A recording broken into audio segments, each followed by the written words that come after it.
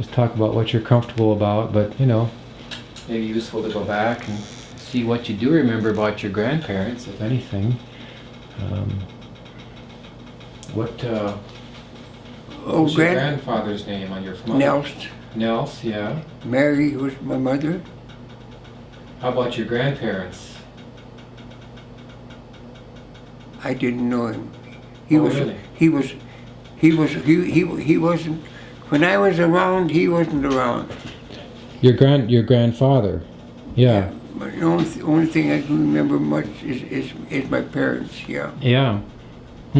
So on neither side, because I forget exactly what it was. Did your grandparents come from Norway? Do you know? Well, Dad came from Norway. Your father came from Norway. Yeah, Dad came from Norway. He was 9 years old, I think, when he came across. Wow. He was quite young. He wasn't very old. He was. That's what I was thinking. That's what I can recall. 9 years old. Him and two other brothers, I think. Herman up there. And Nels. Yeah. Okay. So. I think my great grandparent, he was Gunder. Yeah. He was Gunder. But he was in Norway? No, he was in the United States too. Okay. So was Gunder your grandfather? And my grandfather. Yeah. Gunder was your grandfather. Yeah. Okay. And do you know when he came over? I don't have any idea. It would have been it might have been the 1870s. I'm not sure that Gunder came over, but oh, really? Well, yeah, he must have been here. Well, possibly not, Yeah, I'm not sure. That's a real possibility. Yeah. I can remember his name, and that's all. Okay, so, and did your mom have relatives here? I mean, were her parents here? Oh yeah, yeah. They were here from Norway. Boy, that's something. Well, it's a stretch. I mean, it's like I don't remember that much about my grandparents either. I mean, maybe in time I will, but so it's like whatever you can dredge up would be okay. Yeah. So her parents. Mother's parents were here in the United States. Yeah. I mean, do I recall hearing correctly that she grew up in a sod house? Does that sound right? Yeah, that sounds right. Yeah? Yeah. So they were probably here as pioneers. They were here as pioneers, that's sure. Yeah. But the year and stuff like that, I might have some information someplace, but I wouldn't know where. It would have been the 18-something. Yeah, it would be late 1800s. Yeah. So that's a long time ago now. Long time ago. Yeah. To do that. Okay. But yeah, they were very happy to be here. And they came here with the intention of staying and not going back again. Right. Where a lot of them came and then turned around and went back to the country again. Really? Yeah. They didn't all stay here in the United States, but basically most of them, I think, did when they come. Huh. Did some just think it was too hard to be pioneers or something? Well, no, I don't know. Probably. I don't know. I mean, I was hearing something a while ago and they were saying, at different times, like Italians and stuff came over because conditions were hard at home. Well, they were hard at home. Yeah. Well, because I know Dad spoke about that's one of the reasons they came to the United States. They didn't have enough food. They were running short on food, so it was good that they had an opportunity to be sure they had enough to eat. Right. Well, that's that's where the Irish came over because of the famine. Yeah. Yeah. We knew that. So she grew up. Did you know Mom's grandparents at all? No, Grandma was the only one that I knew. Her grandmother. Her mother and Dad, her dad. What was his name? I think there was some story about them Somebody came first and then helped a lot of other people come? Was that a tradition? Well, they used to do that. Yeah, Yeah. that was quite a practice, you know. Yeah. They would come and they'd get their business paid for, and then they'd save money and send it back to the others to come, and so they could come to the United States too. Yeah. It's been many years ago. Oh yeah, it's almost a century, really. Yeah, could do that. So your father probably came from Norway and came to this area, and was he working on a farm or something? Probably. Well, he came to a place, Garrett's in South Dakota. Really? Yeah. Okay. Further into, yeah. I can't remember what they did, as far as I know. See, it was two brothers, three brothers, Nelson, Herman. And they all came. Yeah. Okay. So maybe their parents just scraped together a few dollars and put them on a ship and said, "This is your best chance." Yeah, I suppose that was probably it. Yeah. Wow. Huh. Yeah. So but your mother grew up near Kenneth, or where was she? She was raised on the farm. She lived most of her life on the farm, where that was out of Kenneth, about 7 miles probably 6 or 7 miles probably. Okay. And she grew up on the farm. And she kind of liked the farm, and she was a strong person on the farm too. So, I wonder if this picture... That's a picture of Grandma. We have no idea when that was taken. No, I have no idea. I have another one, and they're both similar. I have two like that.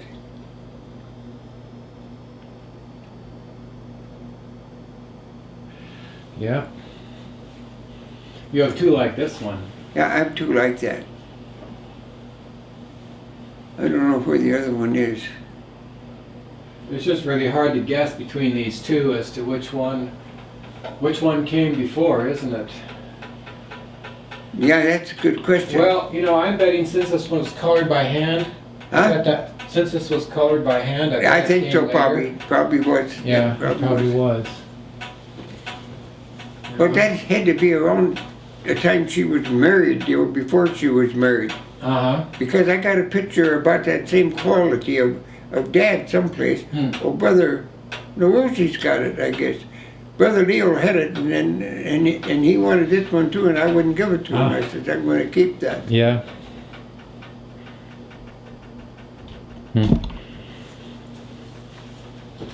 So do you have any idea how old Grandma was when she met Grandpa? I think she was 24 or something like that. Really? Yeah, they was older, Huh. I think so. That's a figure that comes to my mind is Yeah. 24. So, but I don't know. Well, but even if it's just close, I mean, 24, in that day and age, that was older, wasn't it? She was Yeah. older. She was older. Yeah. Was he the same age as her? Huh? Pretty much. Was he the same age? Do you think? Oh, Grandpa was older. One older than her. Yeah. A lot older. No, maybe 4 or 5 years. I don't know. Oh, okay. Yeah. Not a big difference. So, do you have any idea how they met? No, I don't have any idea how they met. No. Corinne always asks that. Yeah. Well, I suppose they used to have old-time dances. They probably met in a dance someplace. Could easily be. Easily be, because they used to be they'd have dances in different houses, There were a few places where they could get together as a group. But basically, most of the time, I think they did it in houses, And of course, that was back in the horse and buggy days, Well, yeah. I mean, when you said 7 miles from Kenneth, I was just telling Corinne the other day about, there's always towns every 7 miles because that's as far as you could go. Yeah. In a reasonable period of time in the horse and buggy day. You know? Yeah.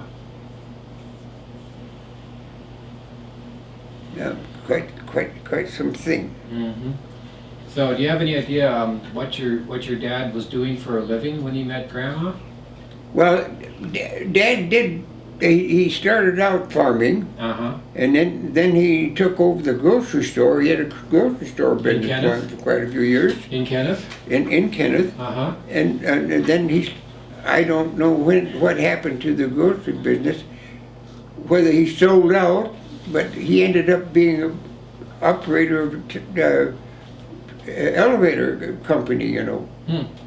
He bought and sold grain and feed and stuff like that, you know. And he did that for many years. And he worked for different fellas that, well, Brown was one of them he worked for, and then Greg was another one. I can remember those names. Ned Brown?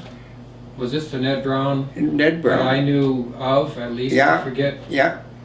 It was his dad that he started working for. And then when Ned took over, he probably just stayed with him. I don't know. Yeah. That was hard, dirty work too, but it was a good job.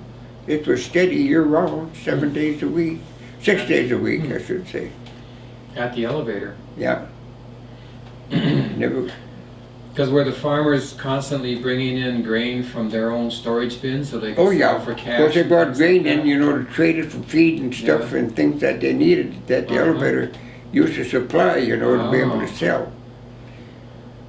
Yeah. So he kind of, like he went from selling people food to animal food in a way.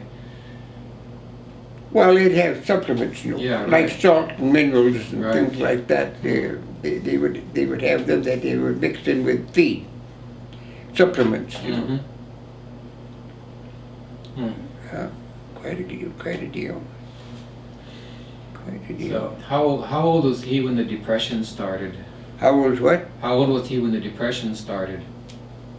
Dad, you mean? Yeah, do you think? 30s, 40s? 32, see, that's 32. Oh boy. I can almost remember that, I think.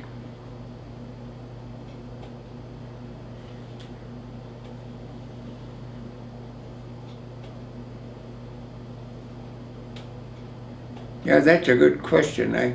I can't quite put my finger on that. Well, he died in 1948, right, when I was born, around the year I was born. Was he really old at that point, or was he just kind of middle-aged, do you think? Well, I would, no. What year does that go back? 17? 16, 17? What is what? Depression, when that started. Oh, early 1930s. The crash was in 29, and by the early 30s, somewhere in that range, the Depression was pretty much going. Well, he couldn't have been very old, because I'd only been 10 years old then. You were 10 years old, yeah. Because if they met when they were in their 20s, they probably started having children fairly soon. You were born 1917? Well, I was born in 21. 21, okay.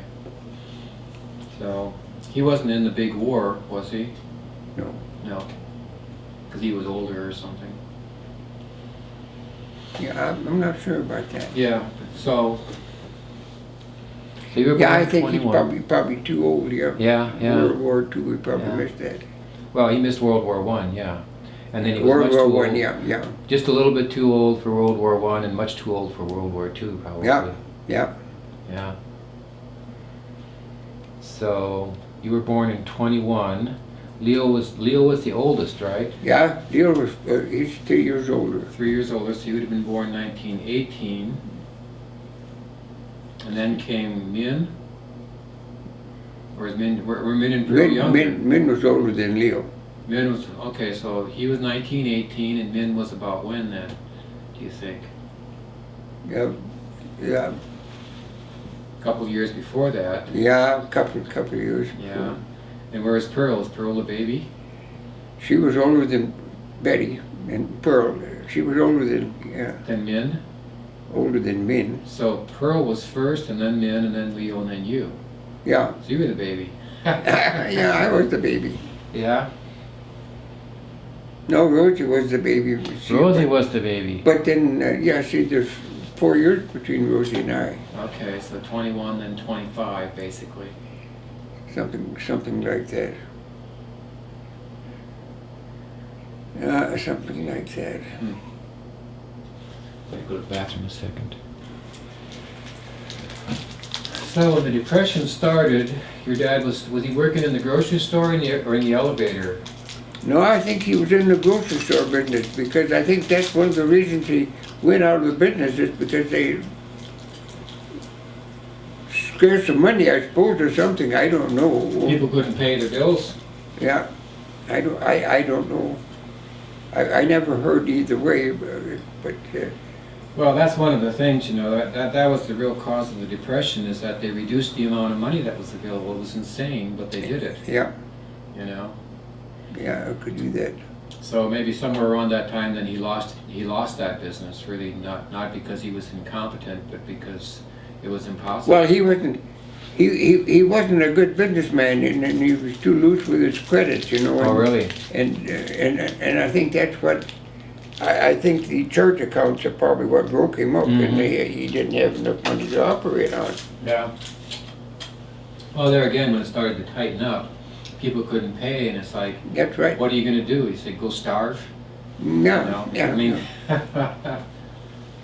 so then once the grocery thing went down, do you think then that's when he started working for the elevator? As far as I know, yeah. Because you would have been, when the Depression really started, you might have been around 10 years old. Yeah. Sound right? Yeah.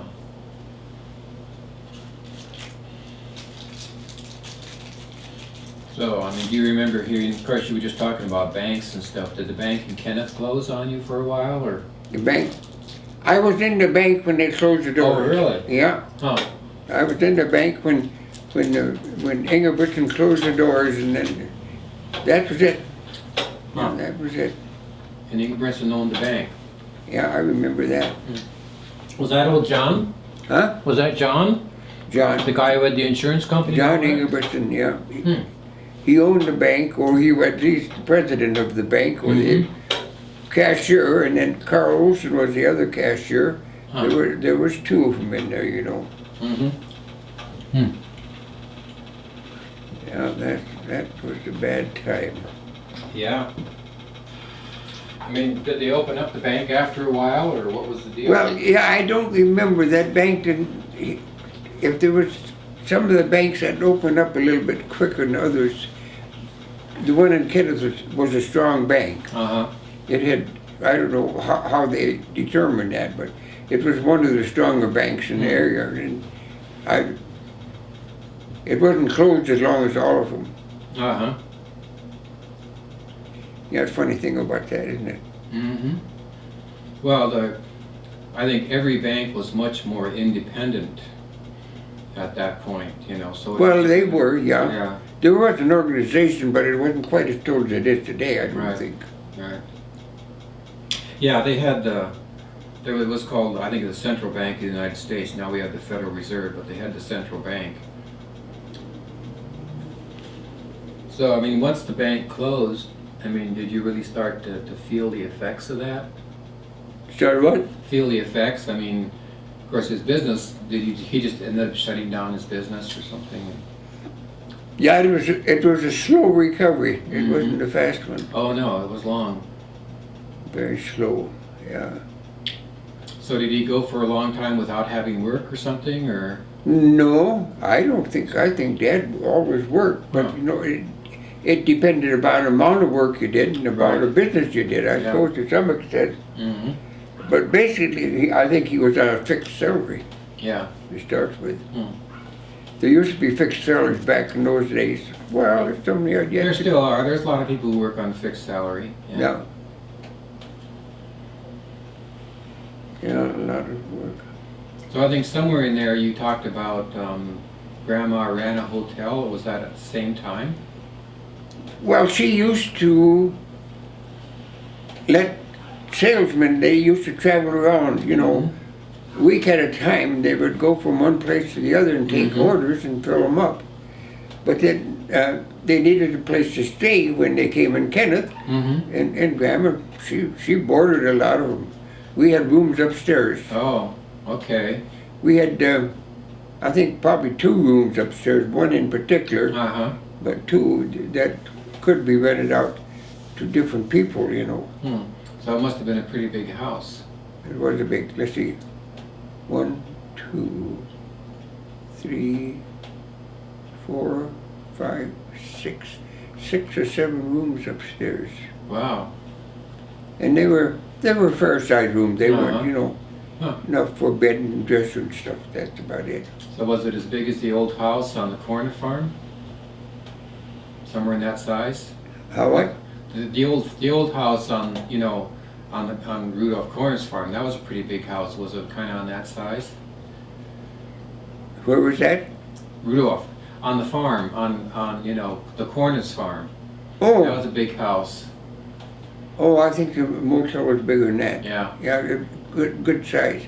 Because it was a huge kitchen, huge dining room, and a huge living room, and then there was a hallway, entry and stuff, you know, coming in.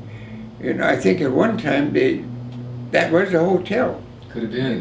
Basically, they used to, but Mother never served any meals that I know. There was a cafe or something where they went. Well, there was a cafe and a restaurant in town at that time. Is that house still standing? No, it's been torn down quite a few years ago. Yeah, because I mean, for all the times we went to Kenneth, you never said I used to live here or anything like that. Leonard Rognus bought it and tore it down, and he might have used some of the lumber. I don't know. He built that building where he was all a long time. Probably. Yeah, so that's where that house got transformed. Yeah. Yeah. So we went through some tough times. Didn't have much to go on. We did what we did. Yeah. We always used to have a big garden. We had chickens. We raised chickens. So we had enough food so we could almost take care of ourselves, basically, you know. Yeah, I think that's what Mom mentioned too. I mean, being on the farm, they didn't really feel the depression that much because they could at least grow their own food and they had gardens and things. And I don't think we ever had cows.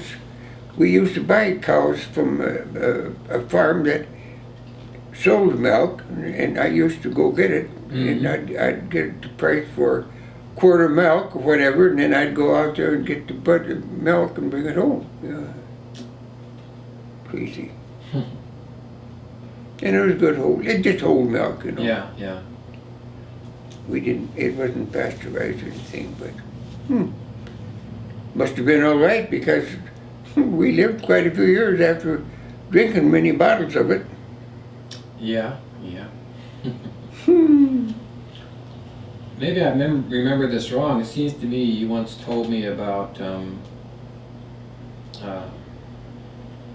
you'd get cash money from your mom and you'd carry it across to the bank and you carried a little pistol along with you to protect yourself. Is that? I worked in the pool hall. Ah. And I had to take the money home with me at night. Take it home. I'd take it. I'd go across the street. I lived across the street from it, and then I'd put the money in the bag, and I don't know, tie it to my leg or something. And I carried the .45 pistol with me when I went home. What I'd done with it, I don't know. Probably shot and run. Yeah, probably. right. I don't know. You know.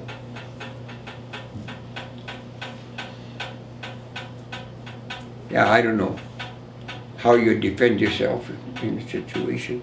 Because what they would do, they'd come in and they'd stand right in back of the refrigerator, point the gun at you, and you gave them the money in the refrigerator and asked it and get out of there, you know. Were there gangsters and stuff around? Well, there were people that, would rob and go from one place to the other. Really? They wouldn't stay put. Yeah. None of the famous people, but in that time there were people who just took to the road and became criminals because that's all they could do, or all they I suppose. I think that's probably who it did. Yeah. They did it because they didn't have work and they didn't have any money, so they went out and robbed whatever they could. There wasn't a lot of shooting, There was a lot of robbery going on yet, but I don't think there wasn't the dangers it was some of the years back of that. Mm-hmm. Yeah, much more serious crime to shoot somebody. So do you have any particular memories about being in school in Kenneth? But what? Being in school. Being in school? Yeah, we had 2 teachers in school. We had 2 schoolrooms, one downstairs and one upstairs. There were 4 grades downstairs and 4 grades upstairs. And Mrs. Lottie Creamer was the one downstairs, and then we had different teachers for the upstairs ones. But I had just one teacher for each room, because that's how they stayed there. So I went through that. But they were good teachers. Yeah. If you didn't learn something, that's because you were just plain lazy. That's all. It wasn't anything else other than that. Yeah. How many kids were there? Do you think in each area? Well, I believe all together there.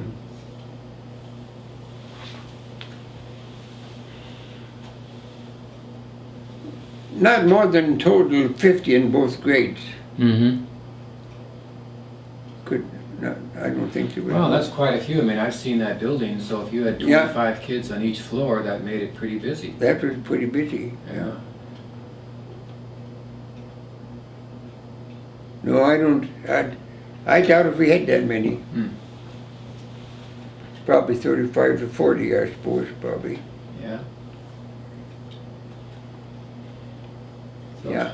How old were you when you started to learn to play the horn?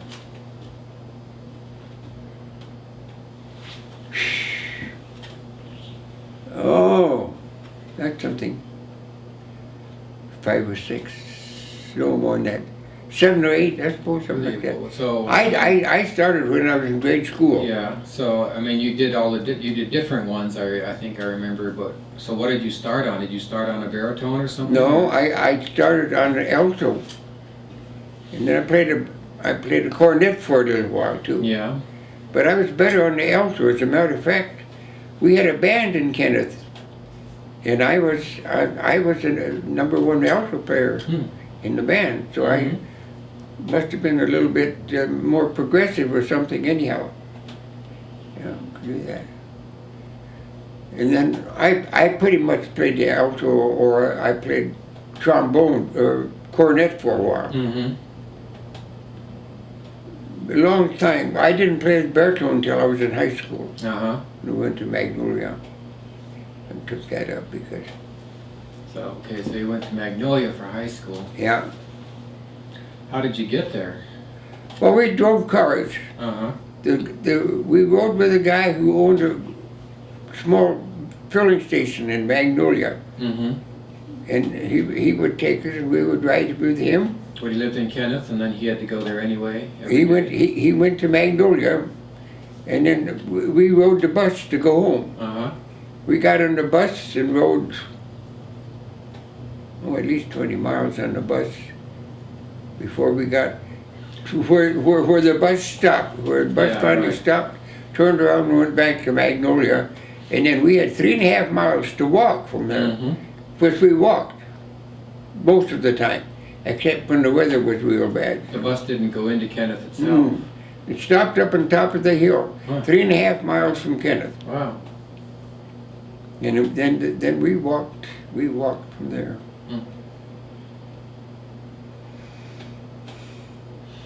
Yeah, that was something, but of course I was 12 years old when I started, I suppose, wouldn't it be? 13, 14. when you started going to Magnolia, because, let's see, 8 years, you might have been a little older. I mean, if you started school at a normal age, you should have been 13? 12, 13. Somewhere, 12, 13, somewhere in there. See, I was Pretty confirmed close. when I was 15. Yeah.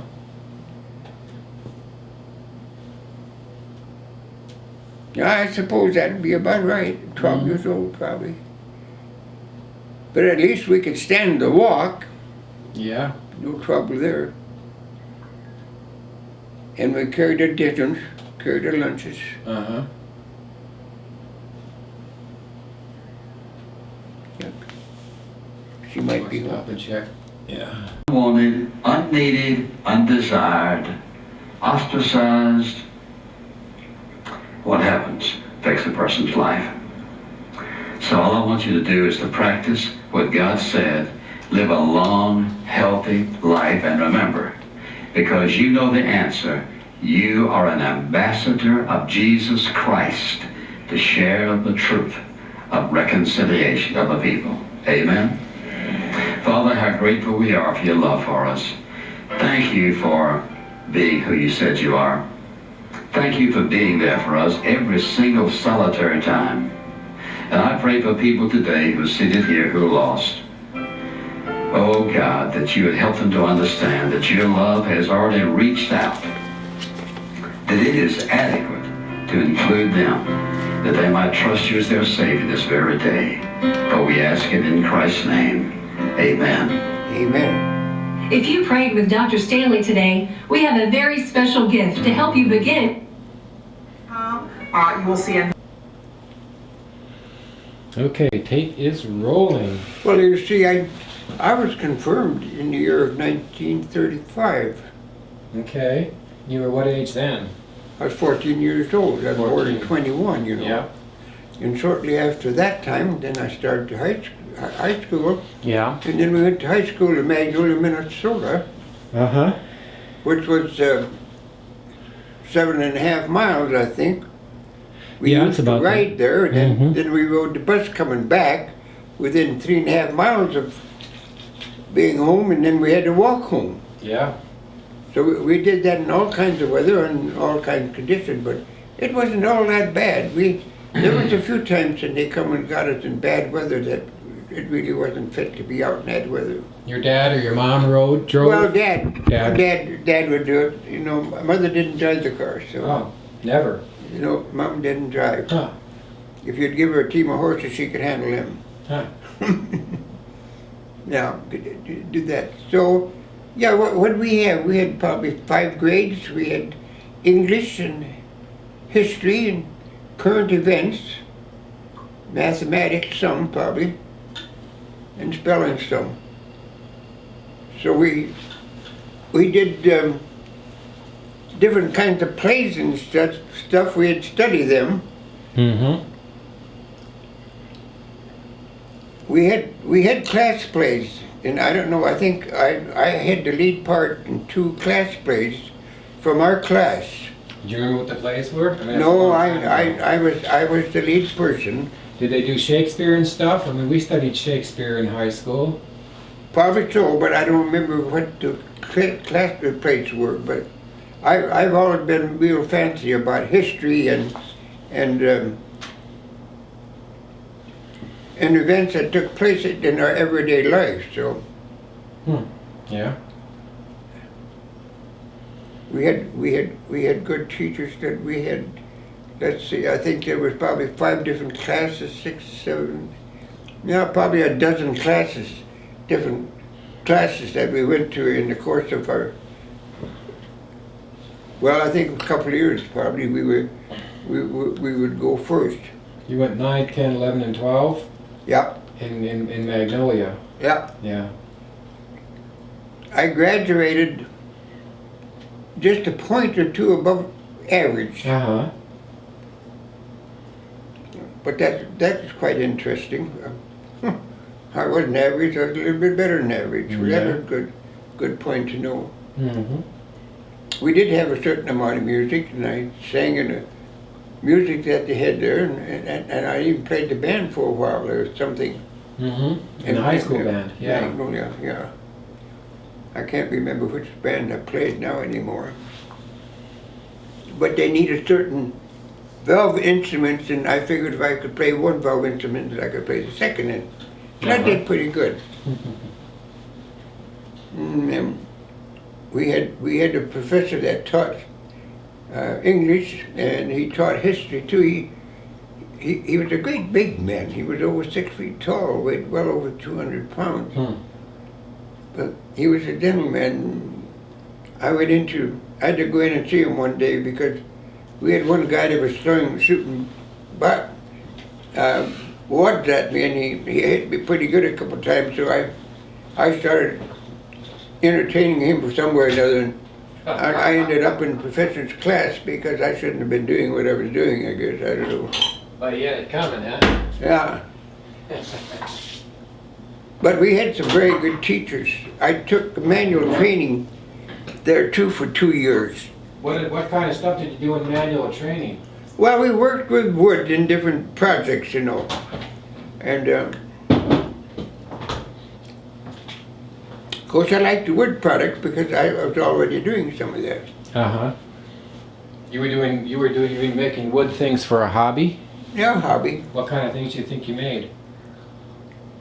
Well, we made backs and housing for homegrown clocks that we buy parts for and put into the works and stuff. Oh. But the wood stuff, we would finish them up first and then put that other stuff in there. Mm-hmm. Did you sell those clocks, or was that something you did in manual training? No, we kept. Most of those things we kept. You made the wood case in manual training. You made the wood case and then you put in the clocks. Yeah, we did. Yeah. We did all kinds of things. We worked with hand tools, small hand tools, and bigger hand tools too. We have to learn to be real careful about all kinds of power tools, and we were good with that.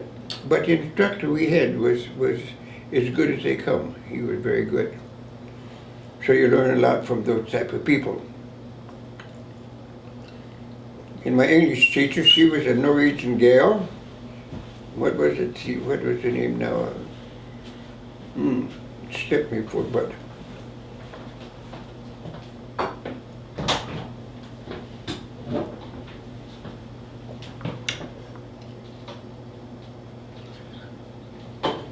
So there was a place in there, he told me once you had taken apart a Model T or something and put it back together again. Do you remember that?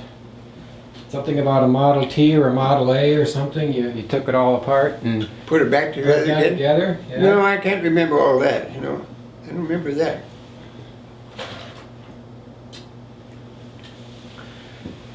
But wherever they could do actual study of projects, you know, that you, like you say, take them apart and put them back together again, that was very conductive for learning different things.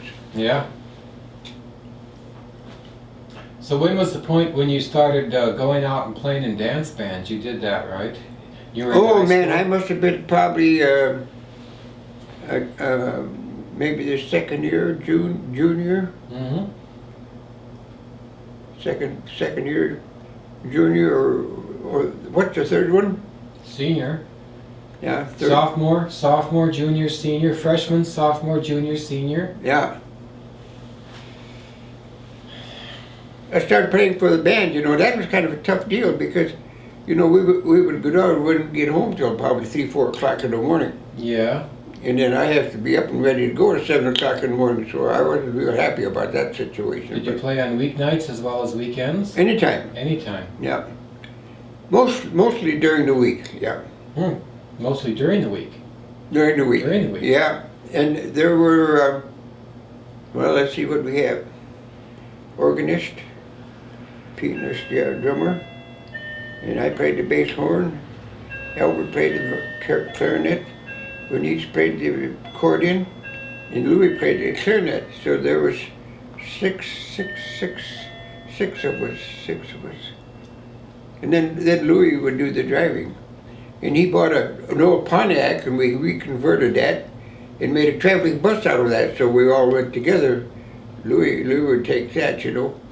But we didn't make much money. I think probably the most I ever made going out to play for a dance band a night was $3. $3? Yeah.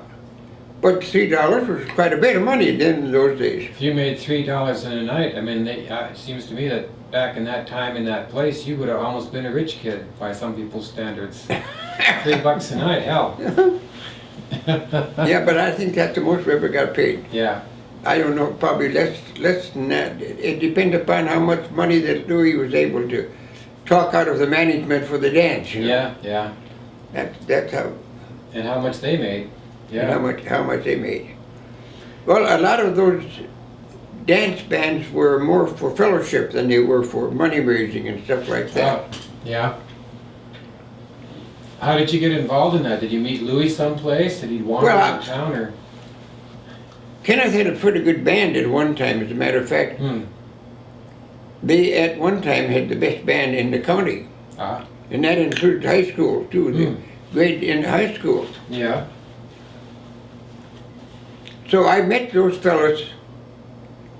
Louis, those guys all played in the band too. They were around. And we got started on the music. Yeah. We got that particular type of music and started practicing on our own. And so we got to be, well, we even played on the radio in Brookings, South Dakota. Oh, really? To advertise, yeah. So we would go to Brookings and play in Brookings too. And they had a radio program regularly that dance music. They would play certain sections, you know. Old time music was quite popular at that time. Yeah, because I've seen that in the movies, you know, where all over the place people would go into radio stations and because there weren't phono, you know, there weren't phono record players and stuff a lot. So they went in the radio and they played live and people got their music that way. Yeah, interesting. Yeah. I mean, you said it was old-timey music. I mean, what kind of music was it? Well, waltzes and Scottishes and different types of band setup that they would taper certain music for that type of the dance arrangement, you know. Right. And you had probably about 14 types dance arrangements. Yeah. Okay. And you had homecoming music too, I suppose. We didn't sing. There were none of us that sang. Yeah. Oh, Lowell Moore, a cousin of mine, played with us too. I forgot Lowell. Yeah, there were 7 of us at one time. But Lowell was a good trombone player. But he was, I think Lowell was about a year older than I was, yeah. I wonder if he's still living. I don't know. So, in addition to you guys playing in bands, I mean, that was a time when various kinds of big-name bands toured a lot too. Is that right? What? Big bands, you know. Big bands come around. Yeah, they'd come around. Kenneth had a dance hall. It fixed up a big dance hall, and we had some of the outstanding bands there, you know. Yeah, who were they? Do you remember? Well, Lawrence not Lawrence Welk. What the heck was his name? Tiny Henry. Who? Well, Tommy Dorsey and Guy Lombardo, any of those guys? I have no idea. No, we didn't have those. Yeah. Those guys were a little bit heavier. You know? Yeah. And what we got was some of the lighter ends of some of the bands that would come. And they had to be on special nights, you know, special prices. And it would go and come. You'd have good weather and good break in the weather, and people would all come. You know, it'd make a difference. So you could pay the band and still have a little money to go on. Yeah. But we played in the dance band too. We played in the city band. And we got paid for that. I think I got $1.50 a night for that. Yeah. Something like that anyhow. So I've always been active in music, whether it's in school or out of school. It didn't make any difference. Yeah. Always singing.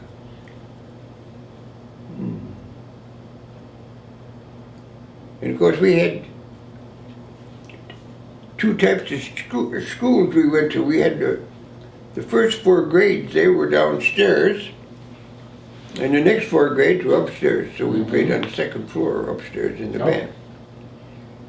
So that made a little bit difference. And those were back in the days when they used to have what they call parent-teacher school.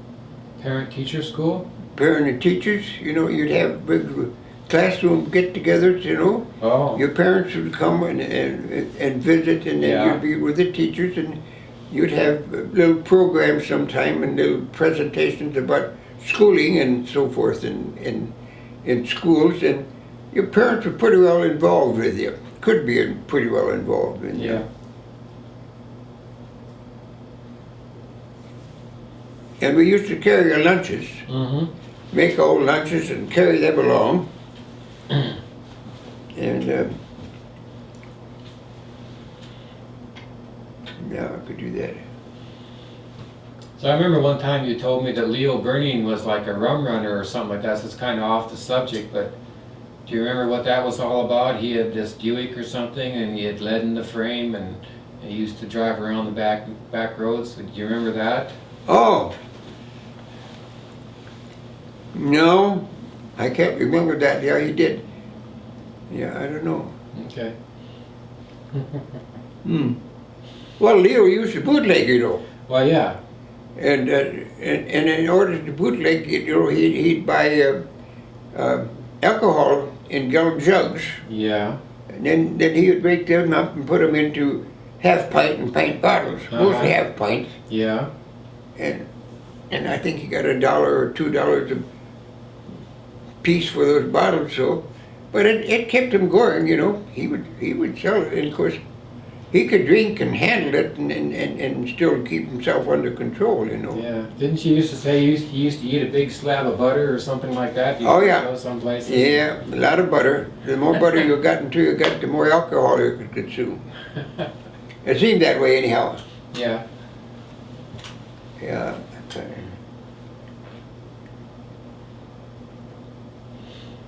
So we got through high school.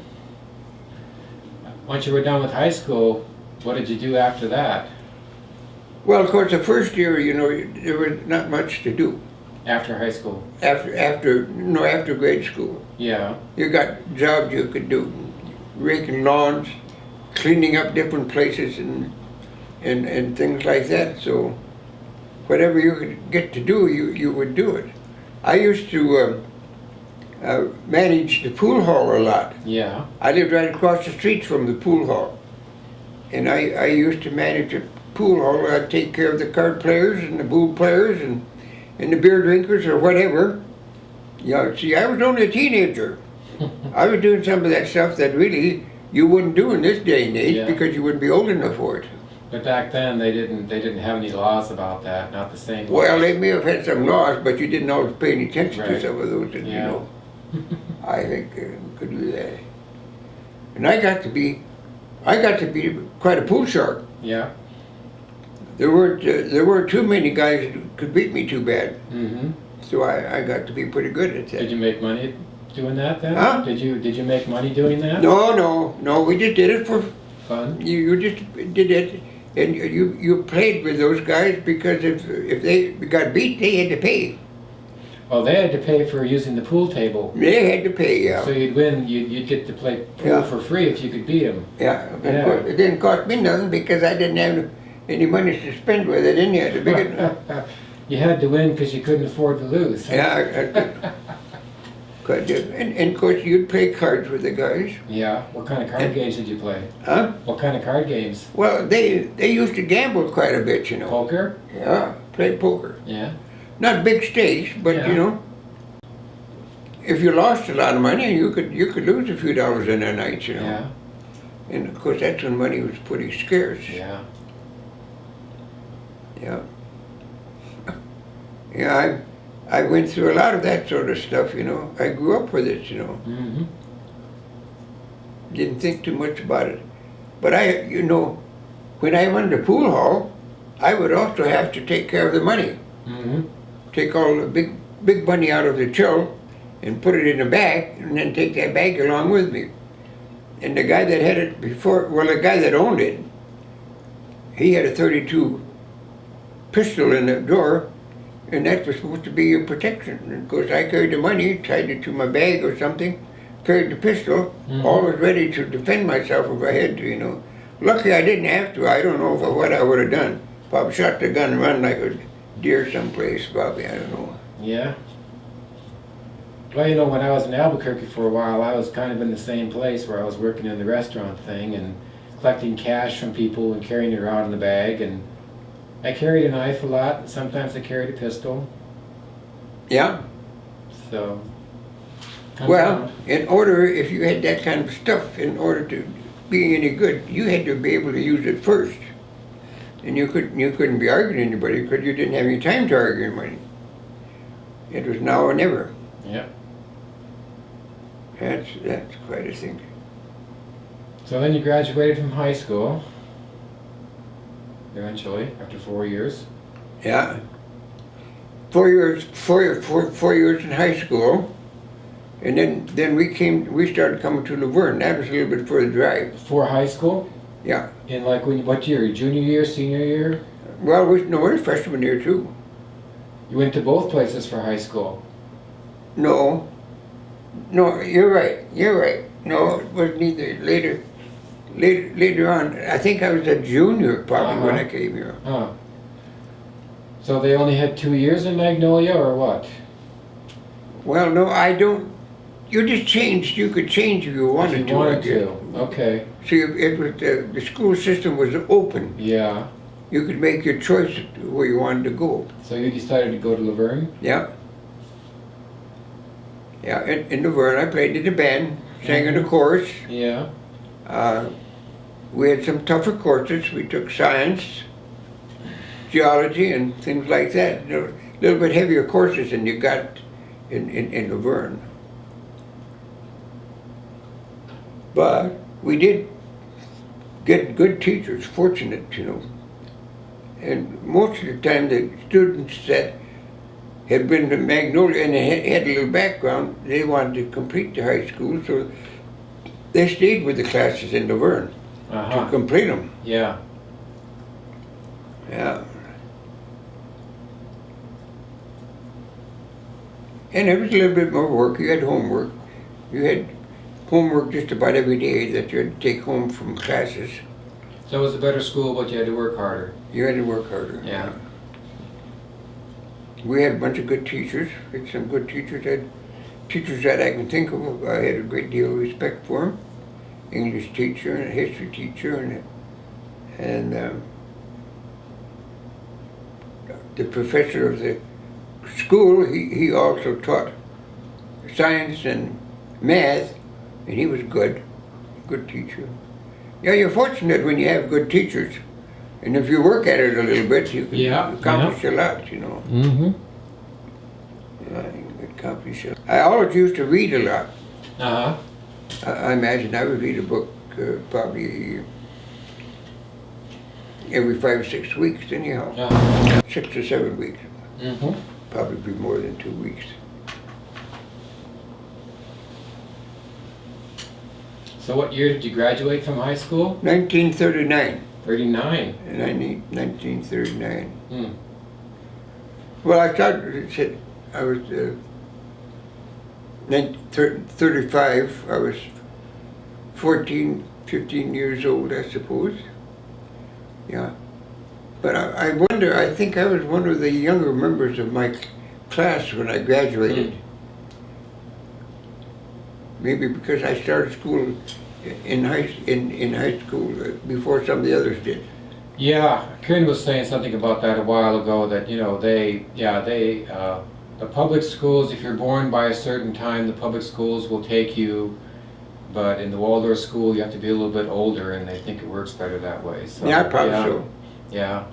So, yeah, you might have, you know, if you were one of the youngest ones, you were maybe at a little bit of a disadvantage because you were younger than the rest, and, you know, it makes more difference when you're really young. Little bit, but it wasn't that much, you know. Year or less, you know. So there was the gap wasn't that great. You know, I never had any problem anyhow keeping my grades so I could keep up with the rest of the class. So. So after you graduated, did you Were you able to get a job, or did you look for a job? Or? I started working for my brother-in-law then. That's when I Jess. started working for Jess Frakes. Okay. Jess was contracting then at that time. And there was a number of smaller houses being built, and quite a bit of repair work and stuff like that. Uh-huh. And so I started right at the end of the shovel. Yeah. The wrong end. The wrong end, yeah. Yeah, it did, you know. We poured concrete, you know. We'd have to shovel the sand and concrete into the barrel and put the water in and stuff like that.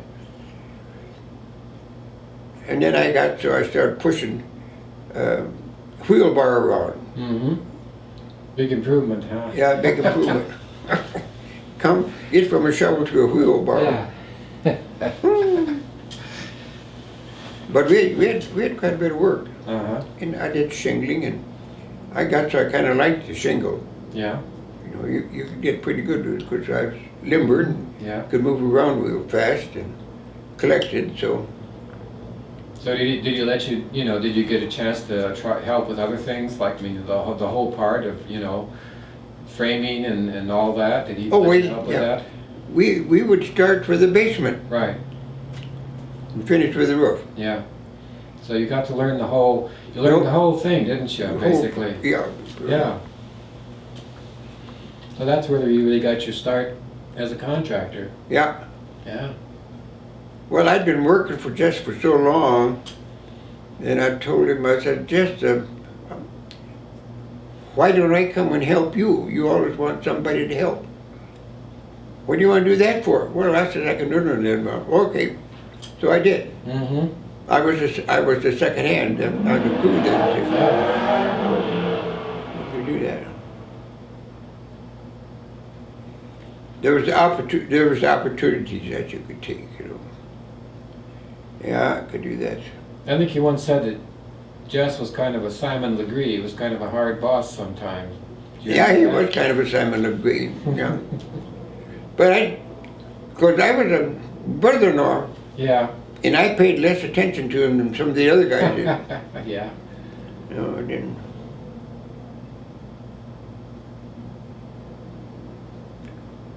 He was a good builder. Mm-hmm. Yeah, we worked hard. Did everything. Dig the basements, pour the concrete in it, build on top of the concrete blocks that you got. Yeah. So you learn to do everything. You learn something about plumbing and heating and wiring and so forth. So it was, there was always a lot of things to learn. A lot of things to learn. Just a lot of things.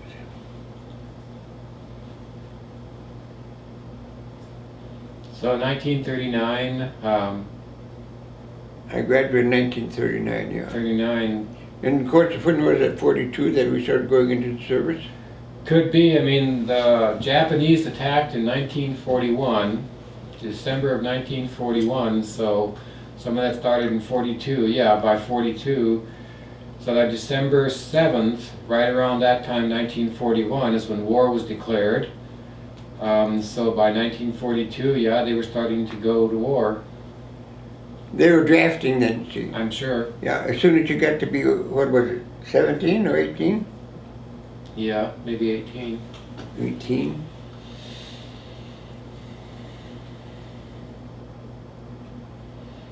But you didn't actually go in the service until what, 1944? I suppose about that. Yeah, June 44 is D-Day, so 42. I mean, somewhere in there you started working at Woods or something? Oh, yeah, when did I do that? Yeah, isn't that something?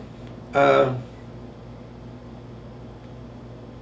you think it was long before you went into service? A long time? I don't know, did I? I must have worked at Woods before I went into the service. I think so. I mean, the reason I think so is I think that's where you met Mom, isn't it? Yeah. But to think, well, you didn't necessarily work there. I mean, you met her Because she was working at Woods, does that No, mean I you worked were- there. I worked there too. I worked there before she came Okay. because she was in the office. Yeah. She did all the office work and Mm-hmm. more and stuff. And I was in charge of my department that I worked in. What was your department? I was assembly Assembly? testing and Uh-huh. checking things out, and you got to be your own boss pretty Yeah. much, you know.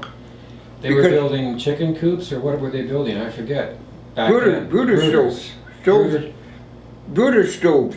Brooder stoves. Yeah, they were a round circular deal with element heating around. Yeah. So I think, what could we get, 200 little cups under one of them. They were round, I think 6 foot in circumference, you know. You mean they put eggs in them so the hens wouldn't have to hatch them? No, they were electric.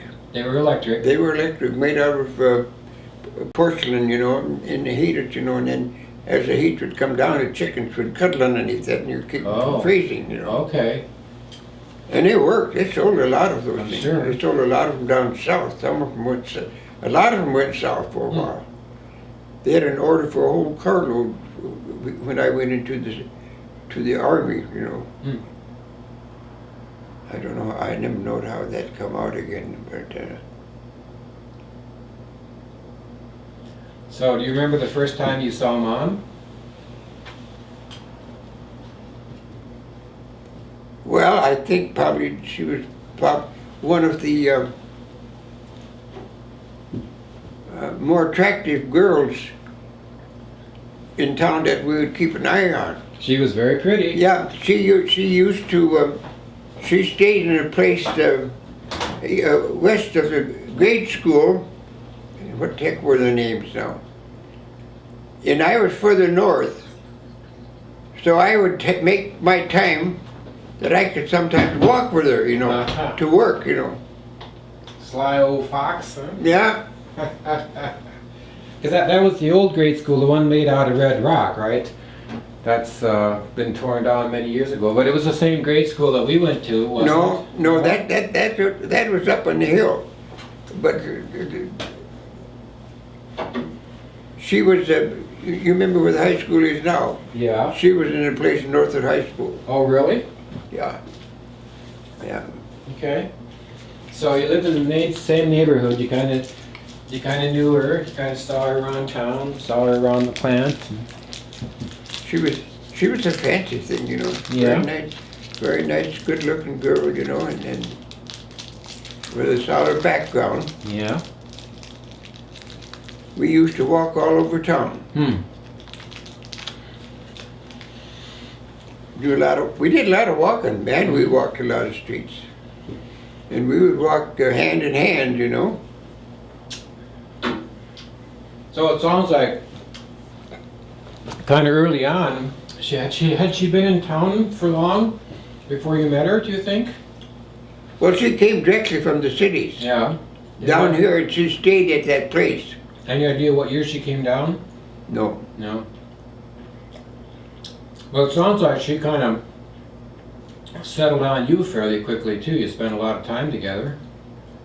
Well, I don't know if she settled on me or I settled on her. I think that's probably about the scope of the thing, because I was pretty persistent, you know. Uh-huh. She was a pretty nice girl. We had, man, just look at the 57 years we had together. Yeah. Hendrickson was your rival. Yeah, he was. I had, yeah. And I made up my mind I was going to beat him.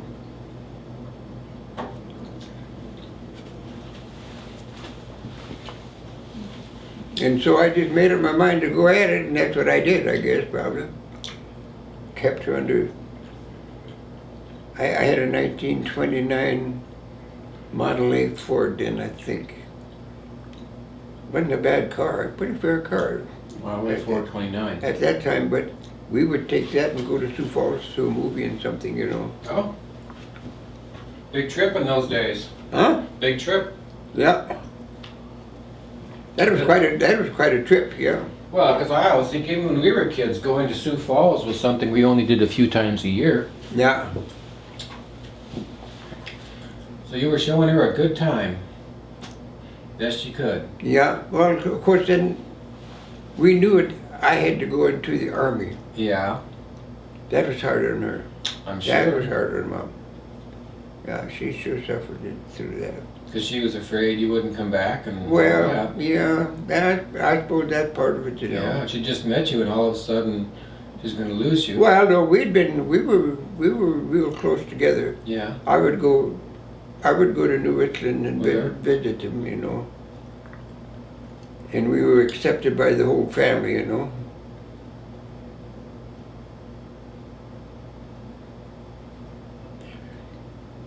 Hannah was real proud of her daughters. Mm-hmm. It was Marie, Anna Marie, and then Harriet, and then Marie. You know, she had those three daughters. Oh, Dorothy and Marie and Oh, Dorothy too. There's four. I forgot. well, who's Anna Marie? There's I mean, I knew Dorothy and Marie. Was there one who died, or is it just Dorothy and Marie and No, Harriet? Harriet and Dorothea were just about like twins. Yeah. And Mary was younger then. And then there was Marie. There's four girls in the family, There wasn't was there? 4 girls. Must have been. Did one die? Because there was Paul. I mean, I know the 3 daughters and then Paul. Yeah. Maybe. We never heard about it if it was. Well, then there would be only 3 daughters, huh? That's all you can remember. That's all we remember. But there could have been a 4th that died, yeah, but we never heard about her if there was. Seemed to me there was another girl.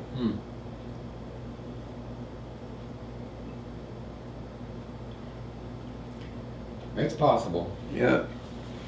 Yeah, well, we would take a trip to go home, you know, from Laverne. We'd go in old 16. See, what the heck did I have? What kind of a car? I must have had a little bit better car then. Yeah. That was because we would drive 50 miles an hour, I think, probably. A lot of interesting things went by. A lot of interesting things went by. So did you decide to get married after you got your draft notice or before, or what do you think? Well, let's see. No. We probably talked about it before I went into service. See, I went through Kansas City, and then I think we ended up out in California, and I was shipped overseas from California. And where the heck was that? So where in there were you married? Were you married in New Richland? Yeah, No. yeah. I came home. You came home from basic training or something? I came home from, no, I was in the Army. You were in the Army? Yeah, I had my commission already. Yeah. And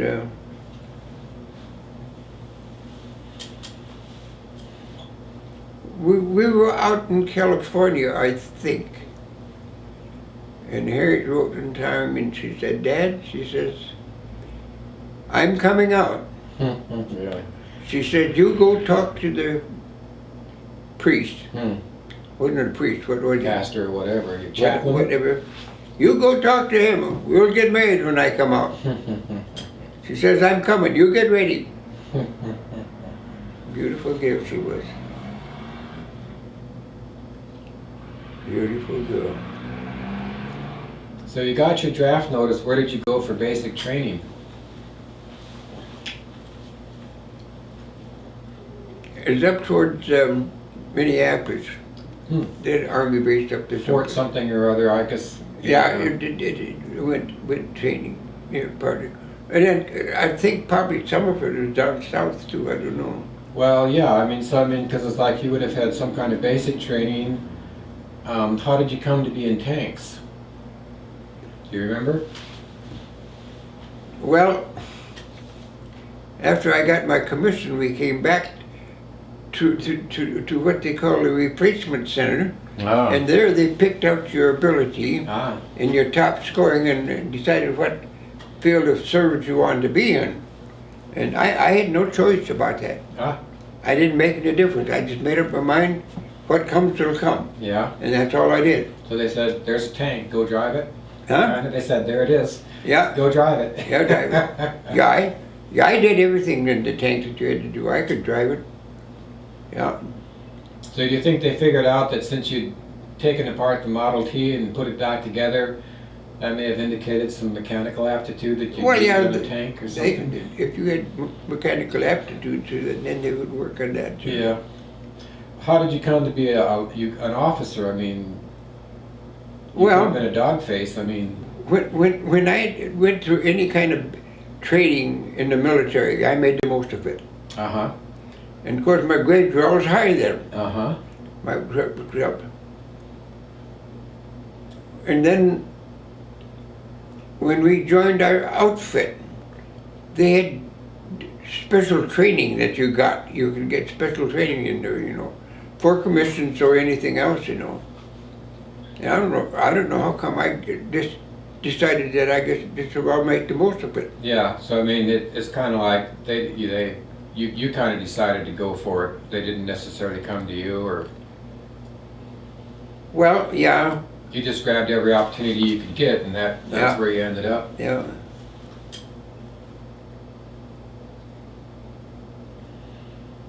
So what was it like when you first started driving the tank?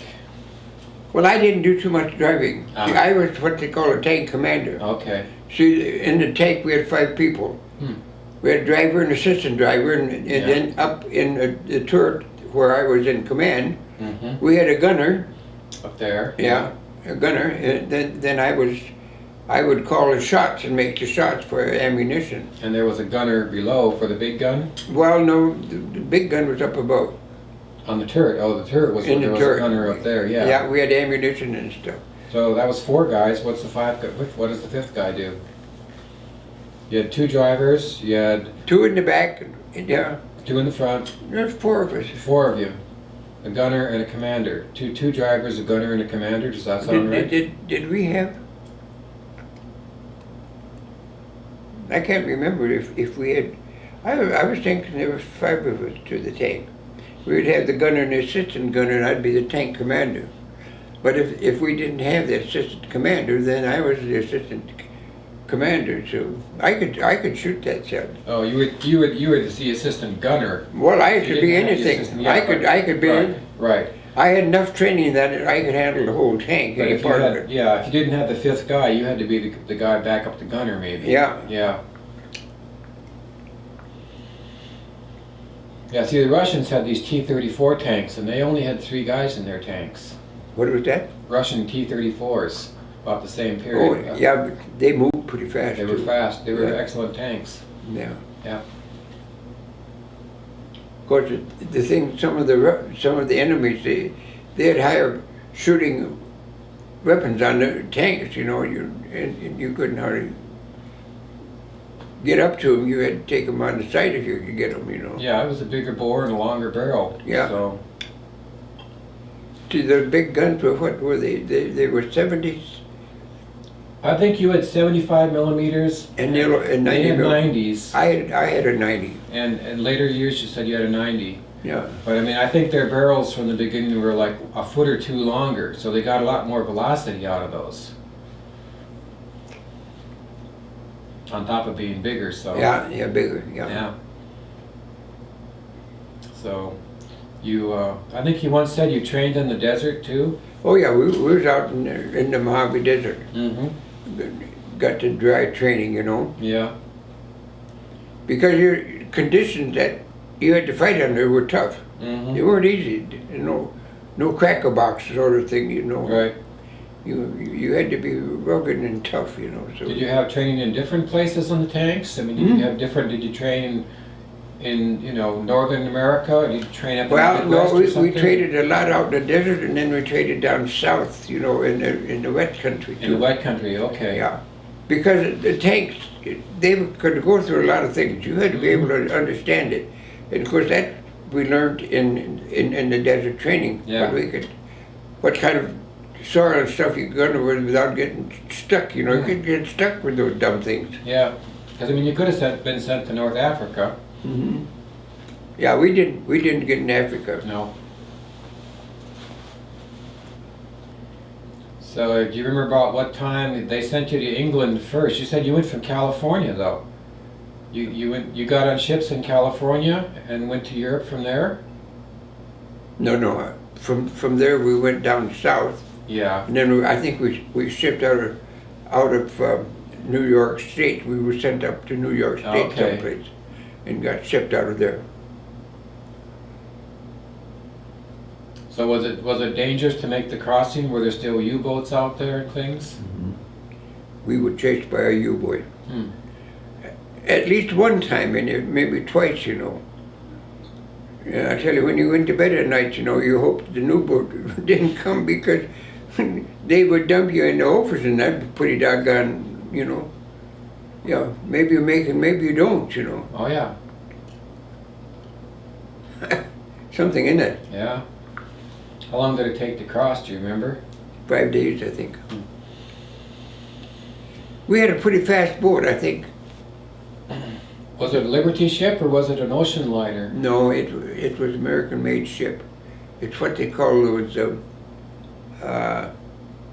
what did they call them? They made them. Well, they were Liberty ships. Liberty ship, that's what it was. Went across in the Liberty, and I came home in a Liberty ship too. I think it took 7 days coming back. Mm-hmm. I don't know if that was the weather or what it was. Crazy world, you know? Yeah. Do you recall where you landed in England? Maybe they didn't tell you. It's hard to say. I mean, No, we don't. I don't remember when we landed in England, but we landed on the River Clyde. So, yeah, we can look that up. Maybe that's on the west side there. Well, we got just a little bit of training in England, not very much. Were you there a long Basically, time? most living condition training probably we got there in Liberty. So we went across on boats to France, I suppose. Yeah, do you recall when you arrived in England? Because D-Day was June of '44. I mean, I think it took them a long time to plan that, but not everybody was necessarily there. Do you think it was in the fall of '43, possibly, or Later than that? I think must have been later than that, wasn't it? Winter of '44. Was it winter when you went over? Yeah, I can't. That's a long time. But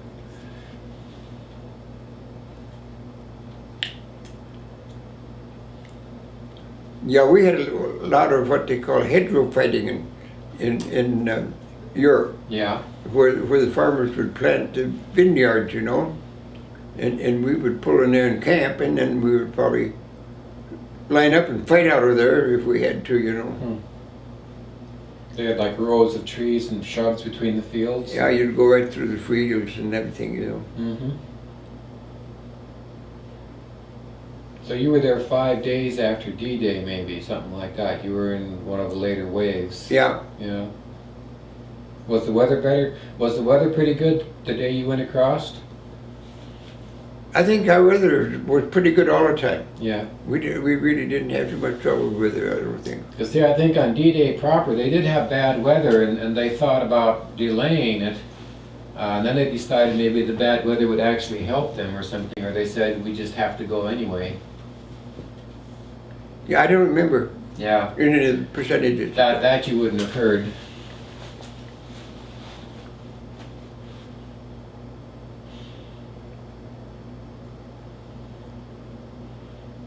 So you got to northern France.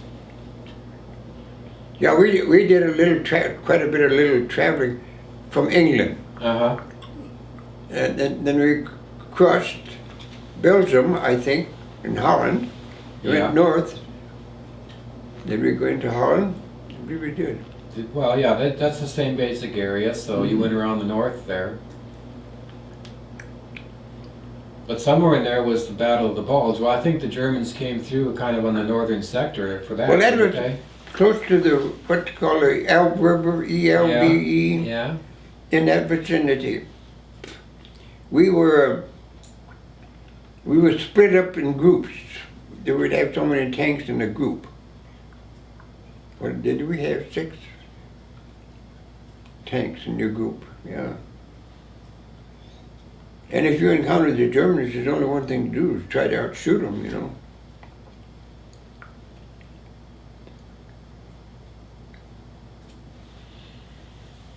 So during the Battle of the Bulge or around that period, did you guys hear about the massacre at Malmedy and things like that?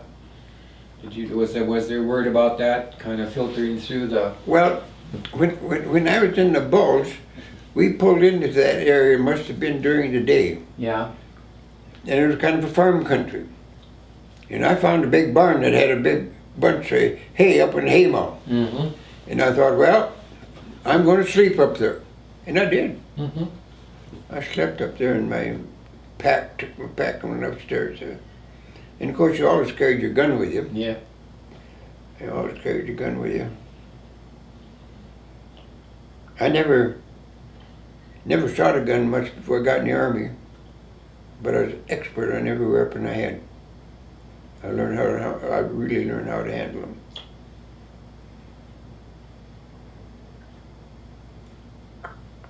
And we issued a, what do they call them, a small pistol type of a gun. It had kind of a small hand grip on the trigger and so forth. You have a grease gun? Huh? Did you have a grease gun?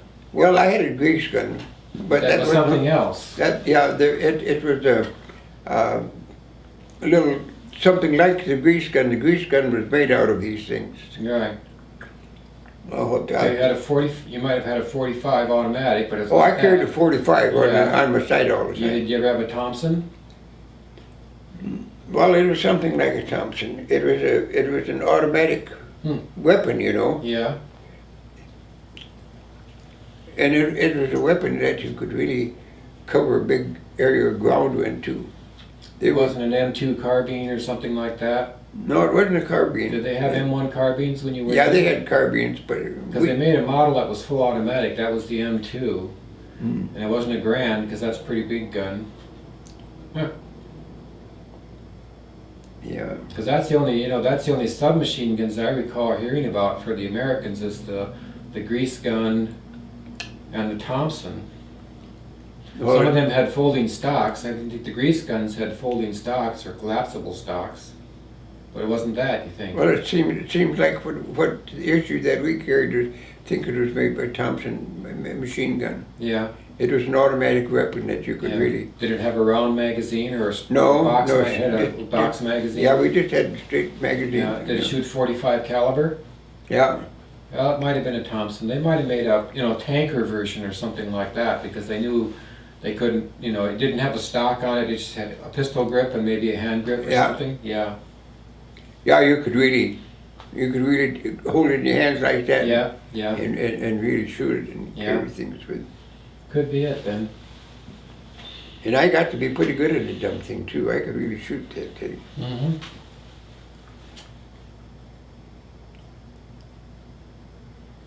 When was it you picked up your Walther, your PPK? When did you find that? Well, this was towards the tail end of the fighting, We were stationed in one area for quite a while. In Germany then? In Germany, yeah. Mm-hmm. And so we would go into some of the trenches, They had some that they buried out and they're still around, and you'd find most anything in those things, Yeah.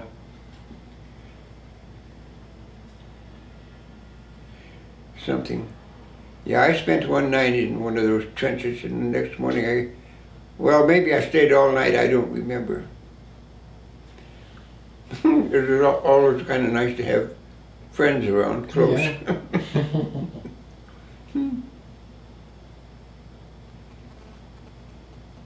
I think you told me there was one day when you had to go to the bathroom or something like that, and you went walking across the field, and the 88s were flying overhead, and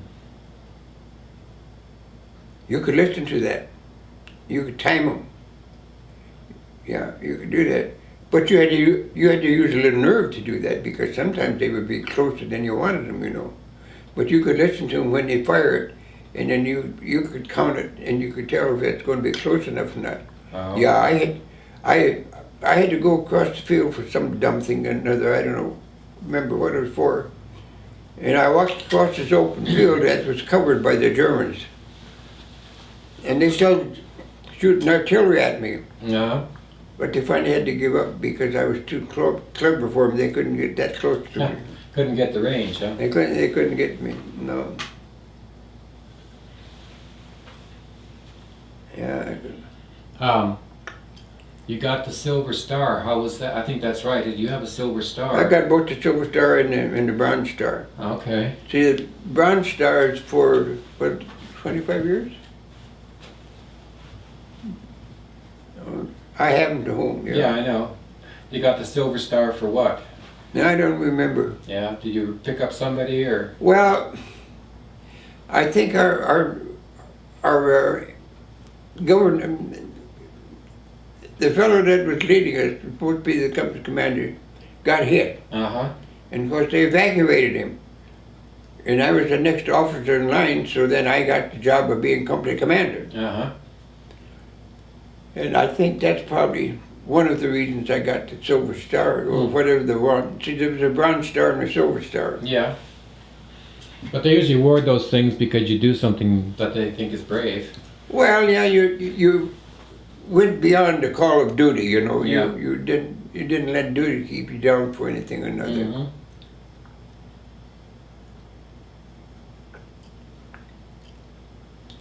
Yeah, it's something.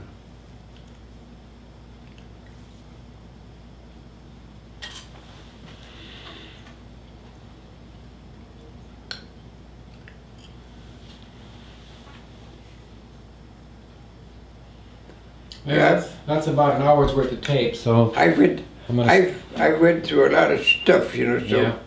it isn't back of me that. Yeah. I'm You know, gonna stop. it's a funny thing about the fact that when we went overseas, you know, the one day before we went overseas, I had a direct talk with the Lord and told him, "Hey, Lord, I'm going to need more than just a little bit of help. Yeah. You got to go along and take care of my family to home, and watch over my family and watch over me." And I carried the little catechism that they used to issue to servicemen, you know, when we went overseas. I read for that every morning. We would do that. And of course, prayer is something you did almost continuously. Yeah. More or less, anyhow.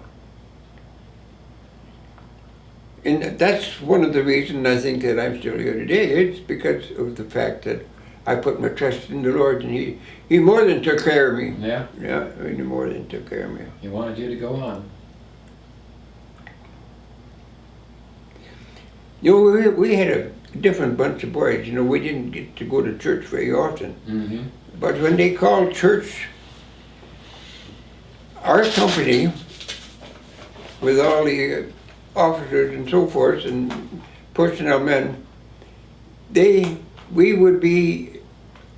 our group would be larger in the group than the rest of them pulled together. Hmm.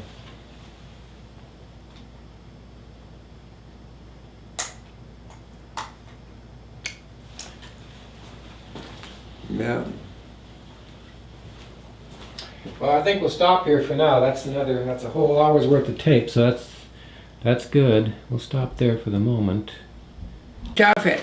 We finished off at where you had become a company commander because what? The previous company commander was wounded, is that correct? Yep.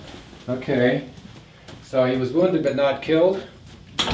No, he was injured. He was injured. Injured. Yeah. Yep. Injured by enemy fire or something like that. Yeah. Okay. So were you in France when that happened, or was that in Belgium or something like that further on? No, we didn't spend that much time in Belgium, but I think it was in France someplace. Mm-hmm. I wouldn't have any idea anymore now that I could think about.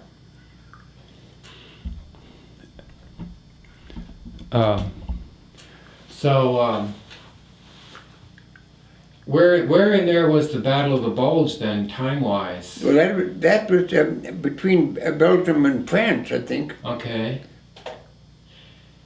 The Bulge was actually in Belgium, do you think? No, we couldn't have been too far from it. I don't remember exactly. Okay.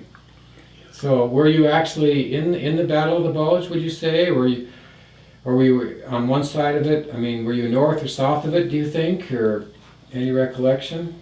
Well, we received some artillery shells while we was in the Battle of the Bulge. Mm-hmm.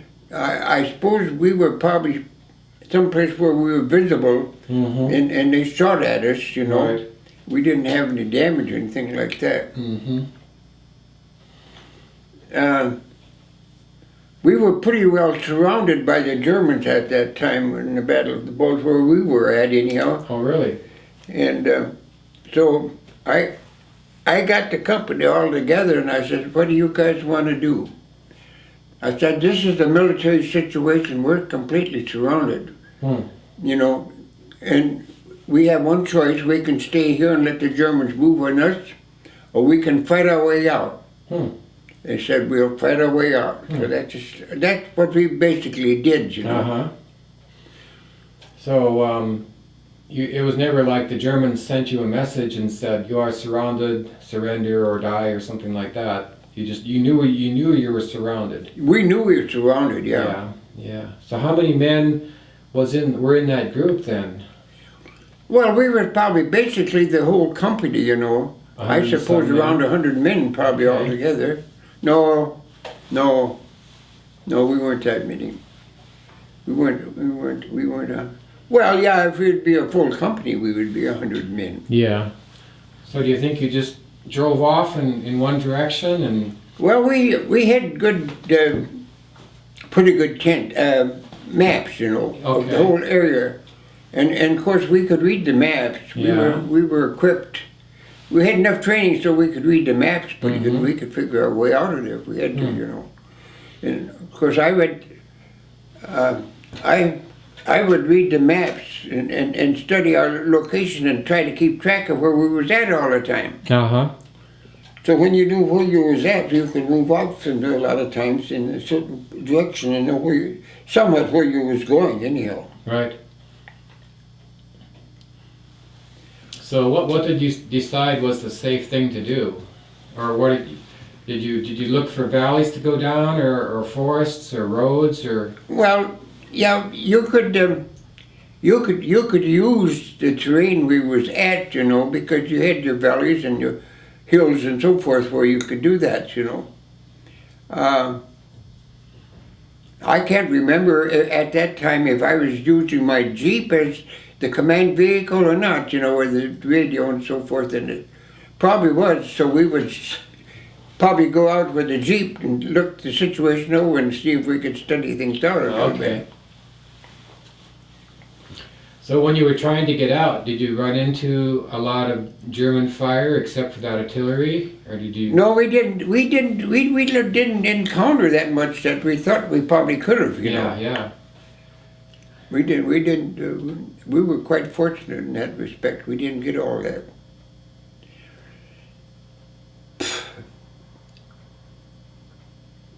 Let's stop for a second. I want to make. Well, we knew where some of our other elements were. Oh. And so our objective was to join up with them, to be part of them, and not having to be out there floating all by ourselves, you know, and not being part of a larger group. Of course, the larger groups, you know, they had more support. They had airplane support. They had heavy artillery support, and more ground support, you know, if you didn't get scattered too thin, so. So once you started out to meet up with them, do you recall about how long it took? Was it a matter of hours or days or? Oh, I imagine we were probably out a couple of days, probably. Okay. Did you move during the day or during the night or both, or did it make any difference? Well, I don't know. I don't think we did that much driving at night because, you know, it was dark. You couldn't tell where we was going unless you happened to be on a beaten path or something and you could follow yourselves on that. Yeah, it was a struggle to stay alive, you know. You had to keep yourself as sharp as you could all the time and be alert of what kind of terrain you were working in and what your chances are of taking cover and things like that. But yeah, It was quite a tussle. Yeah. So once you got back to your outfit, did that whole bigger group kind of help finish off the battle, or did they go on to other business? Yeah, I was kind of trying to place our position there, and that isn't easy to do, to know where you was at. We were in the area where we worked together as units. Uh-huh. Yeah. Was it somewhere during this period that the sniper came up and took the shot that put the hole through your helmet? When what? The sniper came up and put a hole through your helmet? Was it Oh, somewhere no. in there? That was before that. Oh, really? Yeah, that happened in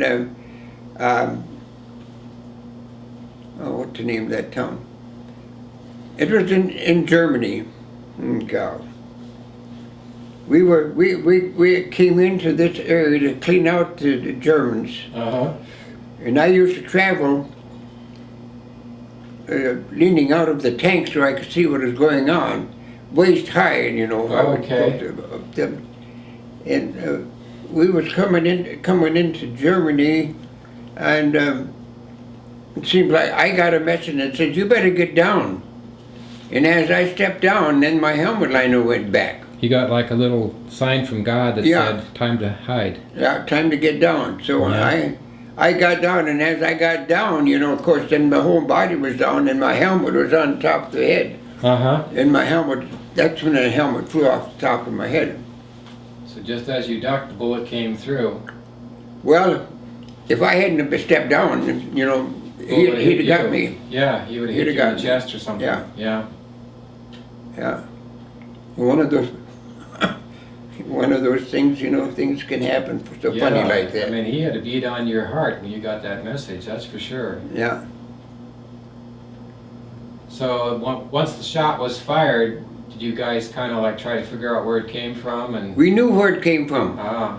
We were approaching a building, Uh-huh. and there were quite a few different elements of floors in that building, and we kind of figured out about where he come from.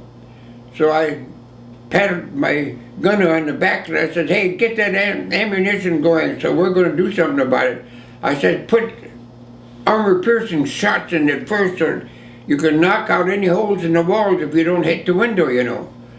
But he got pretty close to the window, and then we shot that armor-piercing first round in there, and then we put explosive ammunition in and then shot that in. So if we didn't get him, we should have scared him anyhow. I would say. There were no more shots after that. No. Yeah, one way or the other. Well, I think probably the infantry probably cleaned out some of the buildings too afterwards, you know. But he was a sniper. They did that. The Germans did that. They have snipers here and there and all over. That wasn't the first time I'd been shot out by a sniper. I'd been shot out several other times by snipers. Yeah. And I'd keep myself moving all the time, Right. so they couldn't zero in on you. But you know, you could even hear the shells go by once in a while. So didn't you say one time there was a sniper shot at you and you got out your .45 and kind of popped a few in his direction and he decided it was time to quiet down? Yeah, I did. Yeah, I used my .45 once in a while out in the field, you know, because once in a while they would leave a straggler around there and he was carrying ammunition, he'd come at you. And so I had my .45 ready to go all the time, but those things shoot quite a ways, you know. And of course it was loaded, full and ready to go all the time, so. Yeah. All the time. So you were in Germany at that point. Did you go all the way to Berlin? No, we were, that was part of our order to go into Berlin, you know. And we were on the move going to Berlin, and I don't know, I think we probably got within 20-25 miles of Berlin, something like that. We never got into Berlin, yeah. I think you once said you went into Cologne, you think? Cologne? Yeah? Yeah. That's where I got shot. That's where they shot at you? Yeah. Okay.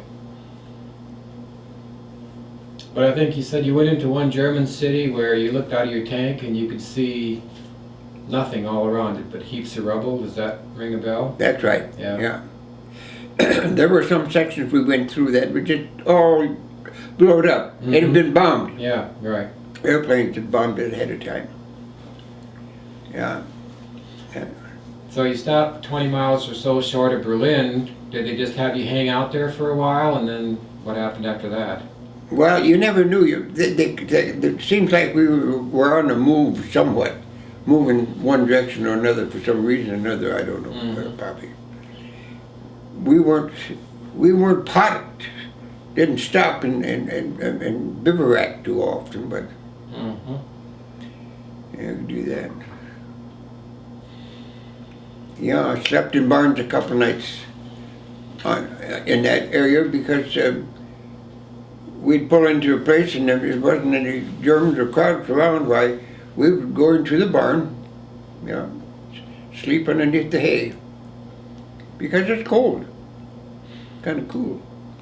Yeah, because all that was in the winter. Yeah. They landed in June, and Battle of the Bulge was in the winter. It was especially cold that winter, I think.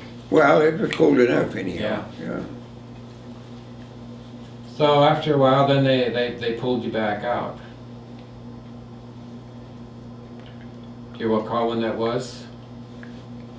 Well, we pulled into an area and we were camped there for quite a while. We didn't do it, and we were waiting. Then they would start getting us together, the people who were eligible to go home. They would sometimes ship back. Well, I didn't get in them to one of the first bunches, but I did have quite a few points, and that's how you were picked to go home. You had to have so many points to be eligible to certain groups. So based on how long you'd been there? Or yeah, I suppose, and the points like you got,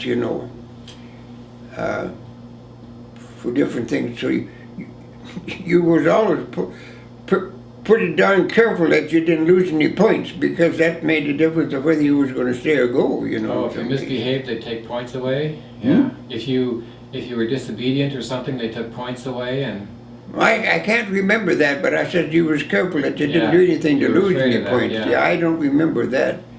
I don't think they took any points away from us, but your position would probably change where you was at. Right. And I think a minute ago you said when you came to England or came to France, you came in at the port of Le Havre. Do you think that sounds right? Le Havre? Le Havre, that's where you came in France when you first came in?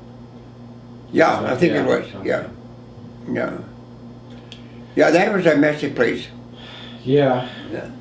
I mean, in later years I heard that the French people up there were kind of unhappy because there had been a lot of civilian casualties when they came in. There hadn't been a lot of warning, and there was a lot of civilian casualties and damage, and they were kind of unhappy about that. So.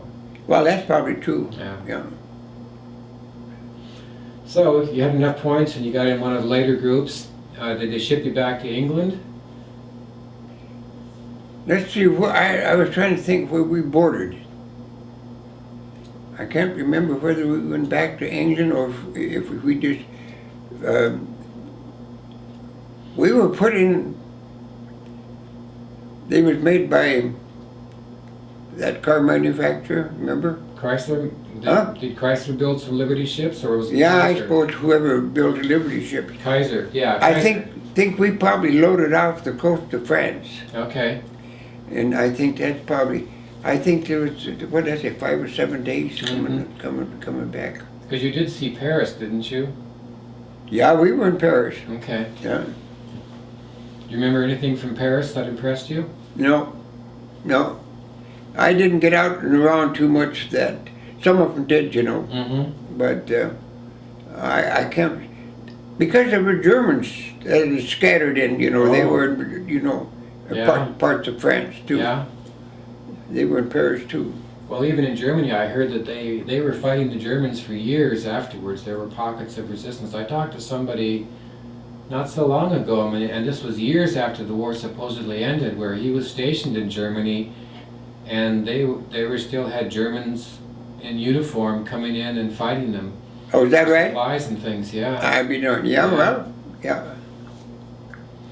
Well, their situation was that they went back to the company that, you know, they were probably eligible to a death sentence too, so their choice was pretty well gone. Yeah, if they were SS or something. Yeah. Did you see a lot of SS during the war? We saw them, yeah. Yeah. Yeah, we encountered them. As a matter of fact, we attacked it one bivouac area or something like that. There was a lot of them there, and that was a battle. Mm-hmm. That was a battle. Well, I think they were fresh troops. They had some, you know, I once heard that the war went on for a whole year, longer than it otherwise would, because the Germans always had the habit of keeping reserves. Whenever they started a battle, they'd keep some reserves back, and just when the Allies thought that they were getting on top of it, there'd be these fresh troops come roaring down on them. Yeah. Yeah, they were battle trained, and they were fighters too, you know. Yeah. Most of them were. Yeah, it was a it was a bloody deal, all right. Yeah. At what point, when you were overseas, did you hear about John being born? We were bivouacked someplace, and somehow Harriet got her word through to our company commander, and the company commander, I think, was the one that told me that John was born, you know, and we were out in the open field then when that happened. So, yeah.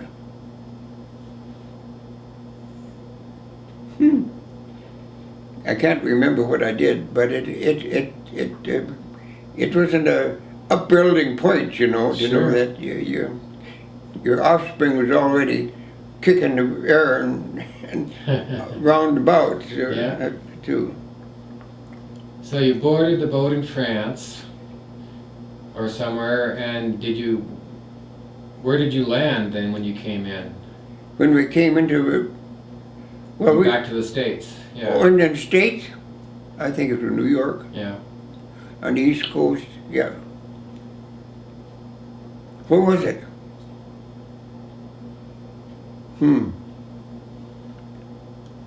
I know that we were in New York City, and we were going to go have something to eat. There was, I don't know, maybe half a dozen of us, or less than that, maybe 4 or 5, I don't remember. So we went into this restaurant, and they brought the menus and glasses of water. We looked at the menus, drank some water, and went out again. Because the prices were just out of the world, you know, for us, you know. We just didn't have the money to buy all that stuff.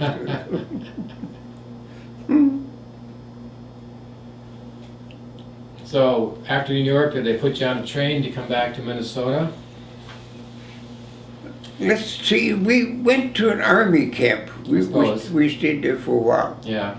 And you had, well, I guess we had this orders to be sent home then at that time.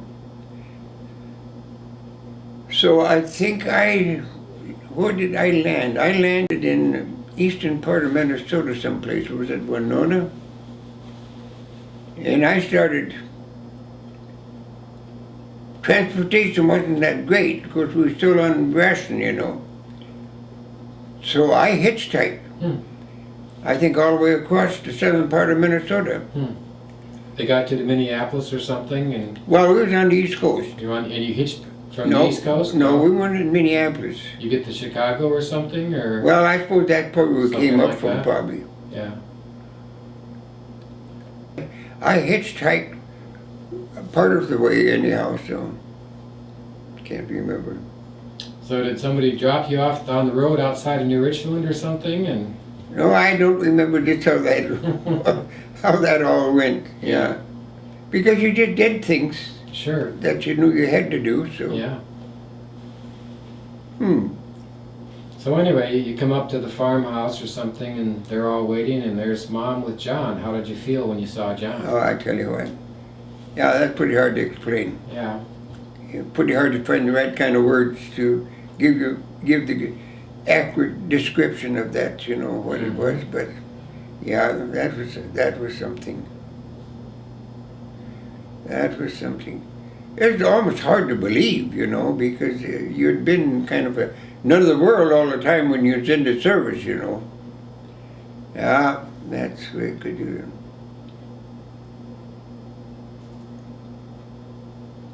Yeah, she looked pretty good.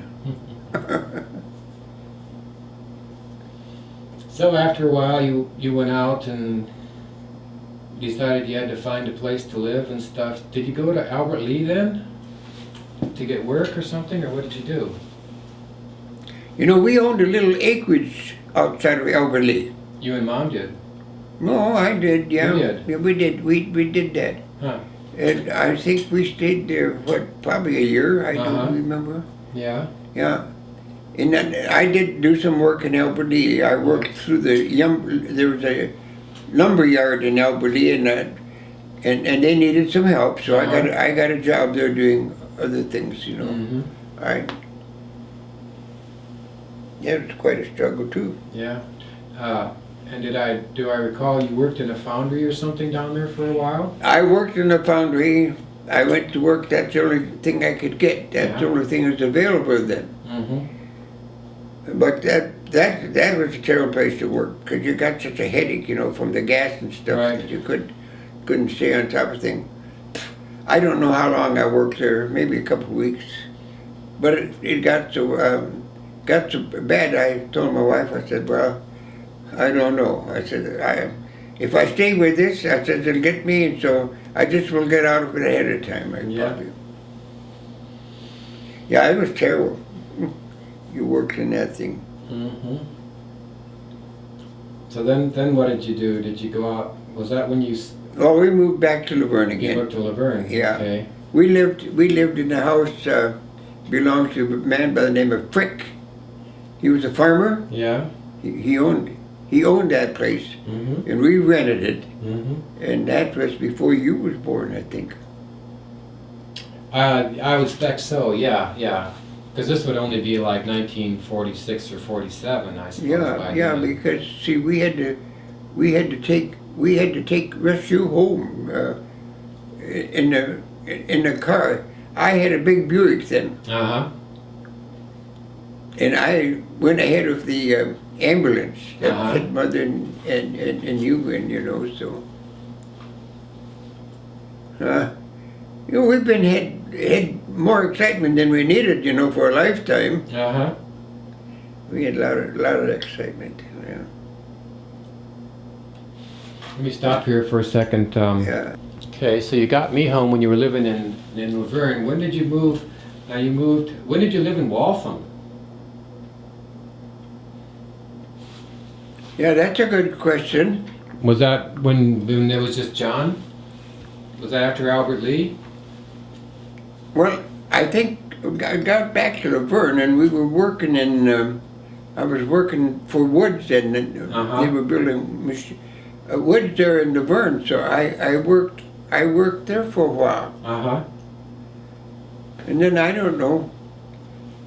Maybe I got restless and decided that I was going to move into something different.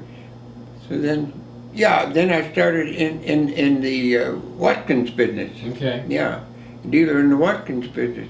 And that's when we moved to Waltham. Okay. Yeah, because I generally worked in that area. Oh, okay. Went east of there probably more than east and south of them a little bit. Yeah, I've forgotten where Waltham is. Is that further east from here? That's east of Austin. East of Austin? East. Oh, you were way out in the southeast then. Yeah, we was way out there. Yeah. That was where your territory was? Yeah. Okay. I had 728 farms that I could call on. Uh-huh. I can remember those numbers. Yeah. So what kind of stuff did I remember the Fuller Brushman, so what kind of stuff did Watkins sell? Well, we had different kinds of cooking stuff, Uh-huh. and we had feeds for livestock and Okay. stuff, and vitamins and supplements. minerals. But I made most of my money on the products that I sold to the household. Huh. So I kind of concentrated on the household because that's the profit was good and the turnover was a lot faster. Uh-huh. What kind of things did you sell to households? Well, we had foods and supplements and peppers and seasons and different cooking items. Yeah. But it was all dried stuff, you know. Yeah, I didn't have wet stuff.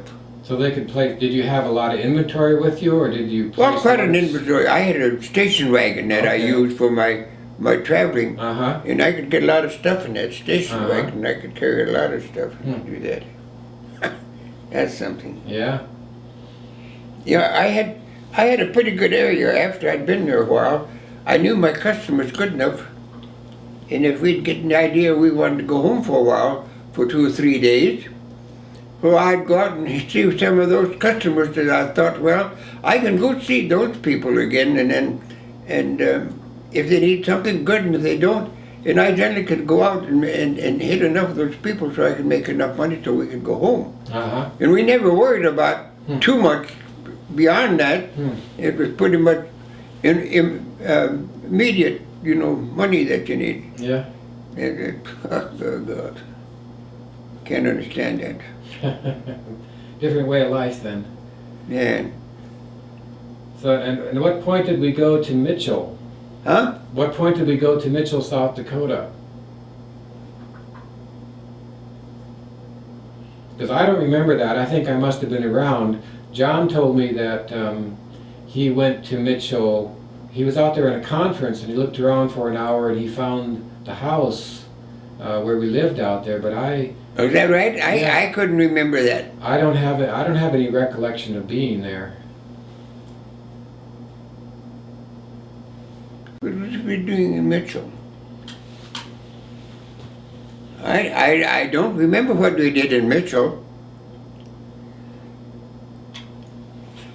But I was young, strong, ambitious, and I'd try to do most anything. You know.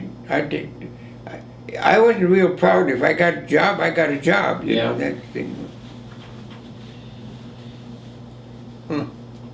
You would kind of hate to think about it. Well, everybody, I think, you know, tries out things and sometimes because you want to and sometimes because you have to. Yeah. I sold feed out there. Okay. That's what I was doing. Are they still around? Is that feed company? Yeah, that, Zip or something, or? what the heck was the name? Yeah, I called on dealers, you know. Oh, okay. Worked through the dealers, but I did a little free selling too, not too much, some. But you worked through dealers and you just had to go from place to place, you know. Mm-hmm. Yeah, I can't, I can't remember that at all. Mm-hmm. But generally, you know, I think, did they pay us salary too? Oh, I can't, well, whatever. I don't know. I think they probably paid a part salary too, and then he got a commission on some of the stuff he sold, so. Mm-hmm. At least we generally always made it. Yeah. Yeah. Yeah.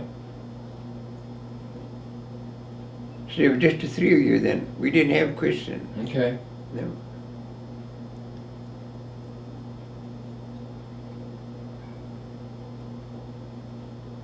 Chris was born in Hovland. I don't know. 53 was the year. Pretty sure. It seems that we stayed with the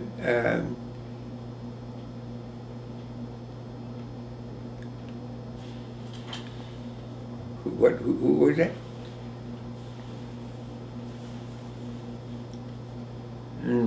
Grandma and no, it wasn't Grandma and Grandpa. It was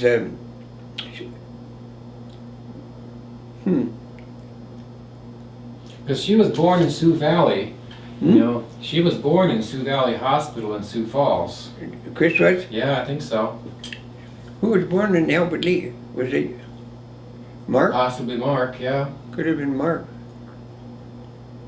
Yeah, we stayed at Laurel and Annie. Oh, okay.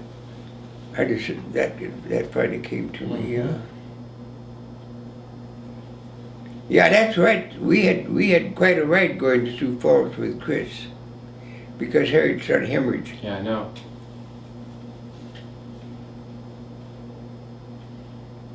Well, you must have had to go back then. I mean, she had Chris and they let her go and then she started to bleed and you had to take her back. Is that right? Or No. This started. She started hemorrhaging a little bit before we got there. Oh. Her time was getting short anyhow. Right. I could do it, and we took Mrs. Roberts with us. Yeah. Yeah. Well, Lord, I tell you what, He's sure been taking pretty good care of me all these many years. Yeah. Taking pretty good care of us. And you marvel at that when you stop and think about it. You really have to marvel at that. We'll have a lot of time to talk about that someday. Oh, you have some time now, so. Yeah, we got some time now. Okay. So you were back in Laverne then. Yeah, Were you doing construction at that point? I was stopping to think. Did I work for Jess then, or was I on my own then? I don't remember. I think you must have been working with somebody. I think it was quite a bit later that you went on your own. I mean, I think you were on your own for almost 30 years, but that takes you into somewhere the 1970s. I mean, you worked off and on. I was probably working for Jess at that time. Yeah. Yeah. I mean, there was a little house over there that you picked up and turned around. Okay. Was that one of the first ones you remember working on, or? Yeah, probably so. Yeah.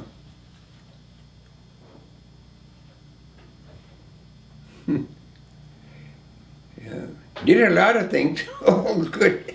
It's amazing. Mm-hmm. It's really amazing. Well, and I remember there was a time when you were tired of doing construction and you looked at this and you looked at that and you tried selling insurance and it just wasn't the right thing. Well, I tell you what, if I'd have stayed with insurance, it took 2 years in the insurance business to even get going where you could make enough so you could live, Yeah. hardly.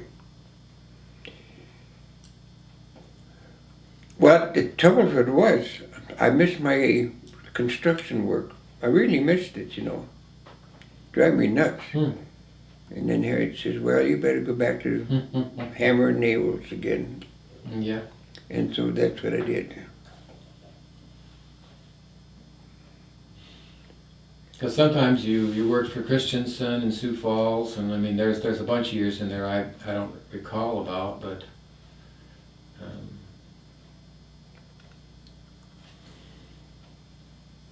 Yeah, and there's something else.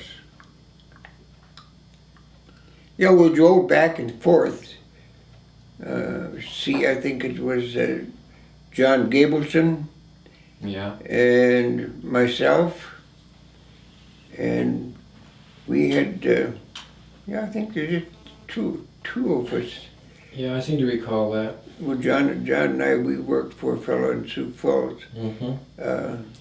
He had a Norwegian name, yeah. Yeah. What was his name? Yeah, big guy, big Helgeson, Norwegian guy. what in the Not world? Helgeson, not Johansson. No. I can't remember either.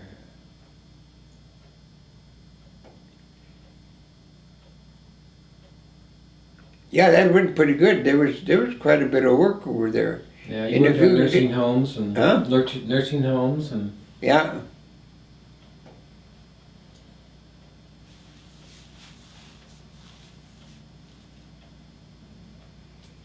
and then there was a number of years where you and Jim Hovland worked together a lot. Yeah, we were together. We were a good crew. Yeah. Yeah, we built.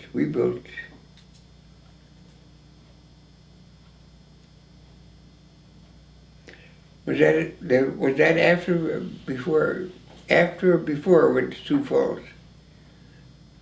I can't remember. I don't know. I think there were different periods in there where sometimes, if you couldn't put something together here, you'd go to Sioux Falls and work for a while, and sometimes maybe you had to work for the union. Yeah, I did. Yeah, I wasn't alone all the time. Yeah. Yeah. Oh, be tall.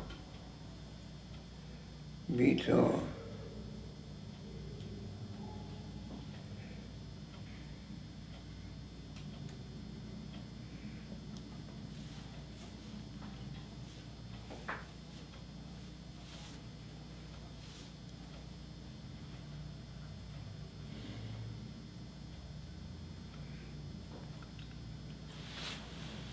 Yeah, it helps a lot. You can keep on doing those different things, you know. Mm-hmm.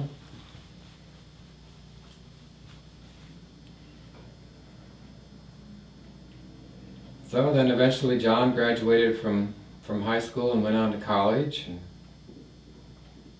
went in the Air Force. And, He was in the Air Force. yeah. Yeah. Do you remember when Grant was born? He was your first grandchild. Yeah. Yeah.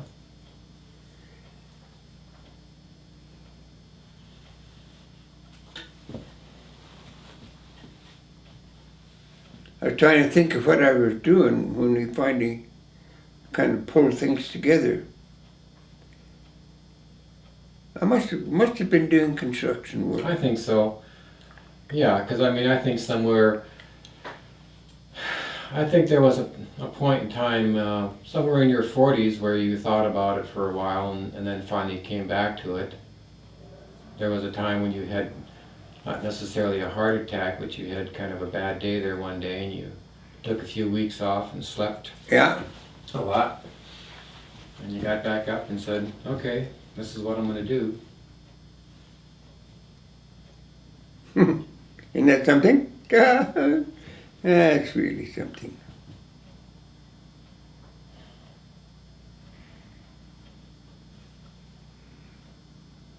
Well, John was with us. I think I was building some houses then, wasn't I? Yeah, I think you were building, because I mean, We built houses and did other types of work and stuff like that, yeah. yeah, he was back for a while and you worked, and I think there was quite a few years when you went from one house or remodel job or something to the next. Yeah, we did. You'd have to, at one time I could almost keep a year's work ahead of me. That's at good. one time. Yeah. I know. Mm-hmm. And then, so that gave you a little security anyhow, you Right. know. Yeah, that's something. A lifetime of a lot of things. Mm-hmm. I said I should sit down and write myself a little notebook, probably, yeah. Yep. No, it's a good idea. I mean, this tape is good. But yeah, if you write, if you just start writing down everything you can remember, it would be interesting. Yeah. Well, if you had some way you could research some of that would help some. Well, that's true. Of course, and sometimes there are people around you, that you can still ask, or, you can ask us if we remember anything about anything and deal with that. What we've covered in most of our talking here, though, I didn't have anybody really to go back on. No. To speak to, No. But that's why it's good to capture what you can remember, It's a lot better than having nothing.